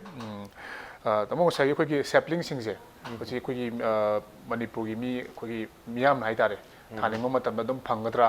ꯑꯗꯨꯒ ꯁꯤꯒꯨꯝꯕ ꯁꯦꯞꯂꯤꯡꯁꯤꯡꯁꯦ ꯑꯃꯨꯛ ꯑꯩꯈꯣꯏꯒꯤ ꯇꯣꯉꯥꯟꯕ ꯃꯐꯝꯁꯤꯡꯗ ꯂꯩꯔꯤꯕ ꯃꯤꯌꯥꯝꯅ ꯗꯤꯃꯥꯟ ꯇꯧꯔꯛꯄ ꯃꯇꯝꯗ ꯄꯤꯕ ꯉꯝꯕꯒꯤ ꯑꯗꯨꯝ ꯁ꯭ꯇꯦꯇꯁ ꯑꯗꯨꯝ ꯂꯩꯕ꯭ꯔꯥ ꯑꯗꯨꯒ ꯃꯈꯥ ꯇꯥꯅ ꯉꯁꯥꯏꯒꯤ ꯑꯩꯈꯣꯏꯒꯤ ꯃꯦꯗꯤꯌꯥꯅ ꯔꯤꯄꯣꯔꯠ ꯇꯧꯕ ꯃꯇꯝꯗ ꯍꯥꯏꯕ ꯇꯥꯔꯦ ꯑꯩꯈꯣꯏꯒꯤ ꯔꯤꯄꯣꯔꯠ ꯇꯧꯕ ꯃꯇꯝꯗ ꯉꯁꯥꯏꯒꯤ ꯐꯦꯂꯣꯁꯤꯞꯀꯨꯝꯕ ꯄꯤꯕꯤꯕꯁꯦ ꯇꯣꯉꯥꯟꯕ ꯗꯤꯄꯥꯔꯠꯃꯦꯟꯁꯤꯡꯅ ꯑꯇꯣꯞꯄ ꯏꯟꯗꯤꯌꯥꯒꯤ ꯃꯐꯝ ꯀꯌꯥ ꯑꯃꯁꯨ ꯇꯧꯏ ꯑꯗꯣ ꯍꯥꯏꯔꯤꯕ ꯑꯩꯈꯣꯏꯒꯤ ꯂꯩꯔꯤꯕ ꯑꯩꯈꯣꯏꯒꯤ ꯃꯦꯗꯤꯌꯥꯒꯤ ꯐꯥꯔꯝ ꯅꯠꯇ꯭ꯔꯒ ꯑꯣꯔꯒꯅꯥꯏꯖꯦꯁꯟ ꯑꯗꯨꯅ ꯑꯩꯈꯣꯏ ꯃꯅꯨꯡ ꯍꯣꯟꯖꯟ ꯃꯐꯝꯁꯤꯡ ꯆꯠꯇꯅ ꯂꯦꯕꯔ ꯌꯥꯝ ꯊꯥꯗꯅ ꯇꯧꯕꯗ ꯈꯨꯗꯣꯡꯆꯥꯗꯕꯁꯤꯡꯁꯤꯗ ꯈꯤꯇꯪ ꯃꯇꯦꯡ ꯑꯣꯏꯅꯕ ꯐꯦꯂꯣꯁꯤꯞꯀꯨꯝꯕ ꯄꯤꯕꯒꯤ ꯗꯤꯄꯥꯔꯠꯃꯦꯟ ꯁꯥꯏꯠꯇꯒꯤ ꯍꯥꯏꯇꯥꯔꯦ ꯀꯔꯤ ꯊꯧꯗꯥꯡ ꯑꯩꯈꯣꯏꯒꯤ ꯊꯧꯔꯥꯡꯒꯨꯝꯕ ꯂꯩꯕꯤꯕꯒꯦ ꯍꯥꯏꯕꯗꯨꯒ ꯃꯇꯦꯡ ꯑꯃ ꯊꯝꯕꯤꯌꯨ ꯑꯩꯈꯣꯏꯅ ꯐꯣꯔꯦꯁ ꯗꯤꯄꯥꯔꯠꯃꯦꯟꯅ ꯑꯩꯈꯣꯏ ꯄꯥꯏꯈꯠꯆꯔꯤꯕꯁꯦ ꯃꯔꯨꯑꯣꯏꯅ ꯑꯩꯈꯣꯏꯒꯤ ꯆꯍꯤ ꯈꯨꯗꯤꯡꯒꯤ ꯑꯩꯈꯣꯏ ꯖꯨꯂꯥꯏ ꯊꯥꯁꯦ ꯚꯥꯔꯠ ꯕꯔꯁꯇꯒꯤ ꯑꯣꯏꯅ ꯑꯩꯈꯣꯏ ꯃौसमी ꯅꯨꯡꯁꯤꯠ ꯍꯥꯏꯕ ꯇꯥꯔꯦꯀꯣ ꯑꯁꯣꯝꯗꯒꯤ ꯅꯣꯡ ꯌꯥꯝ ꯀꯟꯅ ꯇꯥꯕ ꯃꯇꯝꯁꯦ ꯁꯤꯗꯩꯁꯤꯗ ꯑꯩꯈꯣꯏꯒꯤ ꯎ ꯅꯠꯇ꯭ꯔꯒ ꯃꯅꯥ ꯃꯁꯤꯡꯁꯦ ꯍꯧꯕꯒꯤ ꯆꯥꯡꯁꯦ ꯌꯥꯝ ꯍꯦꯟꯕ ꯍꯥꯏꯗꯤ ꯂꯩꯕꯥꯛꯁꯤꯗꯩꯁꯤꯗ ꯆꯣꯠꯂꯕꯅꯤꯅ ꯑꯩꯈꯣꯏꯒꯤ ꯊꯥꯔꯤꯕ ꯄꯥꯝꯕꯤꯁꯨ ꯊꯨꯅ ꯍꯧꯕꯒꯤ ꯆꯥꯡꯁꯦ ꯌꯥꯝ ꯍꯦꯟꯅ ꯂꯩꯕ ꯑꯗꯨꯅ ꯃꯔꯨꯑꯣꯏꯅ ꯑꯩꯈꯣꯏꯅ ꯆꯍꯤ ꯈꯨꯗꯤꯡꯒꯤ ꯑꯩꯈꯣꯏ ꯕꯟ ꯃꯍꯣꯠꯁꯣꯞ ꯑꯣꯏꯅ ꯑꯩꯈꯣꯏ ꯄꯥꯡꯊꯣꯛꯆꯩꯕ ꯐꯦꯁꯇꯤꯚꯦꯜ ꯑꯣꯐ ꯇ꯭ꯔꯤꯁ ꯍꯥꯏꯕ ꯇꯥꯔꯦ ꯐꯦꯁꯇꯤꯚꯦꯜ ꯑꯣꯐ ꯑꯗꯨꯅ ꯍꯧꯖꯤꯛꯀꯤ ꯑꯩꯈꯣꯏꯅ ꯃꯔꯨꯑꯣꯏꯅ ꯑꯩꯈꯣꯏꯅ ꯄꯤꯔꯤꯕꯁꯦ ꯑꯩꯈꯣꯏꯒꯤ ꯕꯟ ꯃꯍꯣꯠꯁꯣꯞꯇ ꯄꯤꯔꯤꯁꯦ ꯃꯔꯨꯑꯣꯏꯅ ꯑꯩꯈꯣꯏꯒꯤ ꯌꯨꯝ ꯏꯪꯈꯣꯜꯗ ꯂꯧꯕꯨꯛ ꯂꯝꯍꯥꯡꯗ ꯊꯥꯕ ꯌꯥꯕ ꯎꯁꯤꯡ ꯀꯣ ꯑꯗꯒꯤ ꯑꯦꯁꯊꯦꯇꯤꯀꯦꯂꯤ ꯕ꯭ꯌꯨꯇꯤꯐꯨꯜ ꯑꯣꯏꯕ ꯍꯥꯏꯗꯤ ꯂꯦꯟꯁꯀꯦꯞꯇꯨ ꯐꯖꯍꯟꯕ ꯂꯝꯕꯤꯒꯤ ꯃꯇꯥꯏꯗ ꯀ꯭ꯂꯕꯀꯤ ꯑꯀꯣꯏꯕꯗ ꯃꯁꯤꯅꯆꯤꯡꯕ ꯑꯗꯩ ꯐ꯭ꯔꯨꯏꯠ ꯐꯣꯗꯔ ꯐ꯭ꯔꯨꯏꯠ ꯃꯔꯨꯑꯣꯏꯅ ꯐ꯭ꯔꯨꯏꯠ ꯑꯗꯩ ꯌꯣꯡꯆꯥꯛꯀꯨꯝꯕ ꯊꯩꯕꯣꯡꯒꯨꯝꯕ ꯑꯗꯒꯤ ꯁ꯭ꯃꯣꯜ ꯇꯤꯝꯕꯔ ꯍꯥꯏꯗꯤ ꯑꯩꯈꯣꯏ ꯈꯨꯡꯒꯪꯒꯤ ꯂꯝꯗ ꯑꯩꯈꯣꯏꯒꯤ ꯃꯈꯣꯡ ꯑꯣꯏꯕ ꯌꯥꯕ ꯎꯅ ꯆꯤꯡꯕ ꯂꯩꯗꯅꯀꯣ ꯃꯗꯨꯒꯨꯝꯕꯗꯨ ꯑꯩꯈꯣꯏ ꯄꯥꯛ ꯁꯟꯅ ꯑꯩꯈꯣꯏ ꯄꯤꯌꯦꯕ ꯑꯗ ꯃꯃꯥꯡꯒꯤ ꯆꯍꯤ ꯀꯌꯥꯗꯗꯤ ꯑꯩꯈꯣꯏꯅ ꯎ ꯆꯥꯔꯁꯤ ꯁꯦꯝꯃꯁꯨ ꯂꯧꯕꯒꯤ ꯆꯥꯡꯁꯦ ꯌꯥꯝ ꯍꯟꯊꯩꯑꯕ ꯑꯗꯣ ꯍꯧꯖꯤꯛꯇꯤ ꯈꯨꯗꯝ ꯑꯣꯏꯅ ꯉꯁꯤ ꯑꯩꯈꯣꯏ ꯋꯥꯔꯜ ꯏꯟꯚꯥꯏꯔꯣꯟꯃꯦꯟ ꯗꯦ ꯍꯥꯏꯁꯦ ꯃꯃꯥꯡꯒꯤ ꯆꯍꯤꯗꯒꯤ ꯉꯁꯤꯁꯦ ꯏꯚꯟ ꯅꯨꯡꯗꯥꯡ ꯐꯥꯎꯕ ꯍꯥꯏꯗꯤ ꯑꯩꯈꯣꯏꯒꯤ ꯈꯪꯅ ꯆꯥꯟꯅꯕ ꯃꯌꯥꯝ ꯑꯩꯈꯣꯏꯒꯤ ꯐꯣꯔꯦꯁꯇ ꯊꯕꯛ ꯇꯧꯕꯤꯔꯤꯕ ꯃꯌꯥꯝꯒꯤ ꯊ꯭ꯔꯨꯗ ꯑꯩꯈꯣꯏꯁꯤ ꯎ ꯆꯥꯔ ꯂꯧꯒꯦ ꯍꯥꯏꯕꯁꯦ ꯍꯧꯖꯤꯛ ꯑꯩꯅ ꯂꯥꯛꯄꯗꯨꯐꯥꯎ ꯑꯗꯨꯝ ꯂꯥꯛꯑꯦꯕ ꯍꯥꯏꯗꯤ ꯃꯤꯁꯨ ꯑꯇꯠ ꯑꯈꯝ ꯂꯩꯇꯅ ꯂꯥꯛꯏꯀꯣ ꯇꯧꯕꯇꯕꯨ ꯁꯔꯀꯥꯔꯒꯤꯗꯤ ꯍꯥꯏꯗꯤ ꯑꯩꯅ ꯈꯨꯗꯝ ꯑꯣꯏꯅ ꯑꯩꯈꯣꯏꯒꯤ ꯄꯔꯄꯁꯇꯤ ꯃꯤ ꯈꯨꯗꯤꯡꯃꯛ ꯎ ꯆꯥꯔꯁꯤꯡꯗꯨ ꯐꯪꯍꯟꯖꯕꯅꯦꯕ ꯍꯥꯏꯗꯤ ꯀꯅꯥꯒꯨꯝꯕ ꯑꯃꯗ ꯍꯥꯏꯗꯤ ꯌꯥꯝ ꯀꯥ ꯍꯦꯟꯅ ꯄꯤꯁꯤꯜꯂꯒ ꯍꯥꯏꯗꯤ ꯑꯃꯗ ꯂꯤꯁꯤꯡ ꯃꯉꯥ ꯇꯔꯨꯛ ꯄꯤꯔꯒ ꯄꯤꯕꯒꯤ ꯃꯍꯨꯠꯇ ꯏꯆ ꯑꯦꯟ ꯑꯦꯕ꯭ꯔꯤ ꯏꯟꯗꯤꯕꯤꯖꯨꯋꯦꯜ ꯃꯤ ꯌꯨꯝ ꯈꯨꯗꯤꯡꯃꯛꯄꯨ ꯐꯪꯍꯟꯕꯁꯤ ꯑꯩꯈꯣꯏꯅ ꯃꯔꯨꯑꯣꯏꯅ ꯍꯥꯏꯇꯥꯔꯦ ꯃꯁꯤ ꯑꯩꯈꯣꯏꯒꯤ ꯄꯥꯟꯗꯝꯗꯤ ꯑꯗꯨꯅꯦꯕ ꯑꯗꯨꯅ ꯑꯩꯈꯣꯏꯅ ꯌꯥꯔꯤꯃꯈꯩ ꯑꯩꯈꯣꯏꯅ ꯄ꯭ꯔꯖꯥꯒꯤ ꯗꯤꯃꯥꯟꯗꯣ ꯀꯦꯇꯔ ꯇꯧꯕ ꯉꯝꯅꯕ ꯑꯩꯈꯣꯏꯒꯤ ꯅꯔꯁꯔꯤꯁꯤꯡꯁꯦ ꯍꯥꯏꯗꯤ ꯑꯩꯈꯣꯏꯅꯁꯨ ꯉꯁꯤ ꯍꯥꯏꯗꯤ ꯍꯟꯗꯛꯀꯤ ꯊꯥ ꯑꯃꯁꯤꯗ ꯑꯩꯈꯣꯏ ꯌꯥꯝ ꯆꯠꯂꯦꯕ ꯍꯥꯏꯗꯤ ꯕꯟ ꯃꯍꯣꯠꯁꯣꯞꯁꯤꯗꯩꯁꯤꯗ ꯏꯟꯚꯥꯏꯔꯣꯟꯃꯦꯟ ꯗꯦꯁꯤꯅ ꯍꯥꯏꯗꯤ ꯀꯔꯤꯒꯨꯝꯕ ꯀ꯭ꯂꯕꯀꯨꯝꯕ ꯁꯪꯁꯊꯥꯟ ꯈꯔꯗꯪ ꯄꯥꯡꯊꯣꯛꯂꯝꯕ ꯑꯗꯨꯕꯨ ꯍꯟꯗꯛꯇꯤ ꯑꯦꯗꯨꯀꯦꯁꯟ ꯗꯤꯄꯥꯔꯠꯃꯦꯟꯅ ꯏꯅꯤꯁꯤꯌꯦꯇꯤꯚ ꯂꯧꯕꯤꯗꯅ ꯁꯨꯃꯥꯏꯅ ꯑꯃ ꯇꯧꯕꯤꯔꯛꯏꯕꯁꯦ ꯁꯤ ꯑꯩꯈꯣꯏ ꯁꯤꯒꯤꯁꯤꯅ ꯑꯇꯣꯞꯄ ꯑꯦꯗꯤꯁꯅꯦꯜ ꯔꯤꯀ꯭ꯋꯥꯌꯔꯃꯦꯟꯅꯦꯕ ꯑꯩꯈꯣꯏꯅ ꯐꯣꯀꯁ ꯇꯧꯔꯝꯃꯤꯗꯤ ꯍꯧꯖꯤꯛꯀꯤ ꯕꯟ ꯃꯍꯣꯠꯁꯣꯞꯇꯣ ꯑꯗꯨꯕꯨ ꯗꯤꯄꯥꯔꯠꯃꯦꯟꯁꯤꯗ ꯎ ꯂꯧꯕꯒꯤ ꯆꯥꯡꯁꯦ ꯊꯥꯏꯅꯅ ꯑꯩꯅ ꯍꯥꯏꯖꯔꯤꯕ ꯕꯟ ꯃꯍꯣꯠꯁꯣꯞ ꯃꯇꯝꯗꯨꯗ ꯅꯠꯇꯦꯕ ꯍꯧꯖꯤꯛꯀꯤ ꯊ꯭ꯔꯨ ꯑꯥꯎꯠ ꯗꯤ ꯏꯌꯔꯁꯦ ꯆꯍꯤ ꯆꯨꯞꯄ ꯈ꯭ꯔꯤꯁꯃꯥꯁ ꯃꯇꯝꯗ ꯅ꯭ꯌꯨ ꯏꯌꯔ ꯃꯇꯝꯗ ꯕꯥꯔꯊꯗꯦꯗ ꯑꯗꯩ ꯃꯤ ꯂꯩꯈꯤꯗꯕꯗꯩꯗ ꯑꯗꯒꯤ ꯀ꯭ꯂꯕꯀꯤ ꯐꯥꯎꯟꯗꯦꯁꯟꯗ ꯑꯗꯒꯤ ꯀꯔꯤꯒꯨꯝꯕ ꯄ꯭ꯔꯣꯒ꯭ꯔꯥꯝ ꯑꯃ ꯇꯧꯕ ꯃꯇꯝꯗ ꯎ ꯊꯥꯕꯒꯤ ꯆꯠꯅꯕꯤꯁꯤ ꯑꯩꯈꯣꯏꯒꯤ ꯃꯅꯤꯄꯨꯔꯗꯁꯨ ꯑꯩꯈꯣꯏ ꯏꯟꯗꯤꯌꯥꯗꯁꯨ ꯂꯣꯏꯅ ꯄꯥꯡꯊꯣꯛꯅꯔꯦꯗꯅ ꯑꯗ ꯎ ꯍꯥꯏꯁꯤ ꯑꯩꯈꯣꯏꯒꯤ ꯇꯧꯗꯕ ꯌꯥꯗ꯭ꯔꯕ ꯌꯥꯝꯅ ꯃꯪꯒꯣꯜ ꯑꯣꯏꯕ ꯄꯣꯠꯁꯛ ꯑꯣꯏꯅ ꯂꯧꯅꯔꯦꯕ ꯑꯗꯨꯅ ꯃꯗꯨꯒꯤꯗꯣ ꯑꯩꯈꯣꯏꯅ ꯄ꯭ꯔꯖꯥꯒꯤ ꯌꯥꯔꯤꯃꯈꯩꯗꯤ ꯅꯤꯡꯕ ꯑꯩꯈꯣꯏꯒꯤ ꯂꯥꯛꯑꯒ ꯐꯪꯗꯅ ꯍꯟꯈꯤꯕꯤꯗꯅꯕ ꯑꯩꯈꯣꯏꯅ ꯃꯗꯨꯒꯤ ꯀꯤꯌꯔꯗꯤ ꯑꯩꯈꯣꯏ ꯂꯧꯖꯩ ꯍꯥꯏꯇꯥꯔꯦ ꯌꯥꯝꯅ ꯂꯥꯔꯖ ꯁ꯭ꯀꯦꯜ ꯑꯩꯈꯣꯏ ꯅꯔꯁꯔꯤꯁꯨ ꯃꯔꯥꯡ ꯀꯥꯏꯅ we have got network of nurseries ꯀꯥꯆꯤꯟ ꯀꯣꯏꯌꯥꯗ ꯏꯚꯟ ꯍꯧꯖꯤꯛ ꯊꯝꯕꯤꯈꯤꯕ ꯑꯩꯈꯣꯏꯒꯤ ꯃꯅꯨꯡ ꯍꯨꯠꯅ ꯆꯪꯕ ꯑꯩꯈꯣꯏꯒꯤ ꯂꯝꯕꯤ ꯈꯨꯗꯣꯡ ꯆꯥꯗꯕ ꯐꯥꯎꯕ ꯀꯃꯥꯏꯅ ꯌꯧꯍꯟꯁꯤꯒꯦ ꯍꯥꯏꯕꯒꯤ ꯋꯥꯈꯜꯂꯣꯟꯐꯥꯎ ꯑꯗꯨꯒꯤ ꯑꯗꯣꯝꯗ ꯆꯪꯁꯤꯜꯂꯦꯕ ꯑꯩꯈꯣꯏ ꯍꯧꯖꯤꯛ ꯍꯥꯏꯗꯤ ꯌꯥꯝꯅ ꯀꯥꯆꯤꯟꯗꯤ ꯂꯩꯕ ꯑꯗꯣ ꯍꯧꯖꯤꯛ ꯑꯩꯈꯣꯏ ꯍꯟꯗꯛꯀꯤ ꯆꯍꯤꯗ ꯑꯩꯈꯣꯏ ꯆꯔꯆꯀꯤ ꯊ꯭ꯔꯨꯗ ꯆꯤꯡꯗꯗꯤ ꯆꯔꯆ ꯃꯌꯥꯝ ꯑꯃ ꯂꯩꯗꯅꯀꯣ ꯔꯤꯂꯤꯖꯤꯌꯁ ꯑꯣꯔꯒꯅꯥꯏꯖꯦꯁꯟ ꯃꯣꯏꯗ ꯆꯔꯆ ꯑꯃꯗ ꯃꯣꯏꯒꯤ ꯃꯦꯝꯕꯔ ꯕꯦꯞꯇꯥꯏꯖ ꯇꯧꯕ ꯑꯗꯨ ꯇꯧꯕ ꯃꯦꯝꯕꯔ ꯁꯨꯡꯁꯣꯏ ꯁꯣꯏꯗꯅ ꯊꯥꯒꯗꯧꯕ ꯆꯔꯆꯁꯤꯡꯒꯤ ꯃꯃꯤꯡꯁꯦ ꯑꯩꯈꯣꯏꯅ ꯀꯂꯦꯛ ꯇꯧꯔꯒ ꯆꯔꯆꯀꯤ ꯊ꯭ꯔꯨꯗ ꯑꯩꯈꯣꯏꯅ ꯎꯁꯤ ꯊꯥꯅꯕ ꯍꯥꯏꯗꯤ ꯃꯣꯏꯅ ꯆꯔꯆ ꯂꯣꯏ ꯊꯥꯕꯤꯒꯗꯧꯅꯤ ꯐꯣꯔꯦꯁꯇ ꯎ ꯆꯥꯔ ꯄꯤꯕꯗꯅꯦ ꯑꯗꯨꯒ ꯁꯤꯒꯤ ꯃꯊꯛꯇ ꯄ꯭ꯔꯖꯥꯁꯤꯡꯒꯤ ꯃꯥꯒꯤ ꯑꯣꯟ ꯄꯔꯁꯣꯅꯦꯜ ꯅꯤꯗ ꯃꯌꯥꯝ ꯑꯃ ꯂꯩꯗꯅ ꯃꯁꯤ ꯍꯧꯖꯤꯛ ꯑꯩꯈꯣꯏꯒꯤ ꯎꯕꯁꯦ ꯑꯩꯅ ꯁꯨꯝ ꯈꯟꯖꯕꯗ ꯍꯥꯟꯅꯗꯒꯤꯗꯤ ꯑꯩꯈꯣꯏꯒꯤ ꯋꯥꯈꯜꯂꯣꯟꯁꯦ ꯑꯌꯥꯝꯕꯗ ꯑꯍꯣꯡꯕ ꯑꯃꯗꯤ perceptible change ꯑꯃꯗꯤ ꯑꯩꯈꯣꯏ ꯂꯩꯔꯦꯕ ꯌꯥꯝꯅ ꯑꯩꯁꯦ ꯑꯐꯕ ꯈꯣꯡꯊꯥꯡꯅꯤ ꯑꯗꯨꯒ ꯃꯁꯤꯒꯤ ꯑꯐꯕ ꯄꯣꯠꯅꯤ ꯍꯥꯏꯗꯤ ꯑꯩꯅ ꯍꯣꯜꯂꯤꯕ ꯑꯣꯛꯁꯤꯖꯦꯟꯁꯦ ꯑꯩꯅ ꯂꯩꯔꯨꯕ ꯅꯠꯇꯦ ꯎꯅ ꯄꯤꯕꯅꯤ ꯎ ꯃꯌꯥꯏ ꯋꯥꯏꯔꯞ ꯆꯥꯎꯕ ꯎ ꯑꯃꯅ ꯌꯥꯏ ꯃꯔꯞ ꯆꯍꯤ ꯂꯩꯕ ꯎ ꯑꯃꯅ ꯏꯃꯨꯡ ꯑꯃꯒꯤ ꯃꯃꯥꯅꯦ ꯃꯄꯥꯅꯦ ꯃꯆꯥ ꯑꯅꯤ ꯑꯃꯒꯤ oxygen requirement pi ana akhui su akhui na free isona pi bne na akhui na so hui thong na tra akhui na free da phang na akhui su akhui gi phangom to oxygen du dang su phang na ba hui thajan ba se akhui thong na tra ra hai badi akhui myam chang da hai ba tare u si phajna tharaga environment se kanna ba akhui pun hona mine se hai ba pham aduni aduga hari ba pham se nga si oina di manung hutpa gi thorama si losin jage nga si gi thorama si da penele ahum magna nembi bu ki damakta thagal phongdok sari masini nga si manung hona gi thorama si gi thorama si kram toibe ge hai ba do akhui gi email id impactnews@gmail.com da khan be pa yagani nga si gi oina di kaina be thang ne jari kurum jari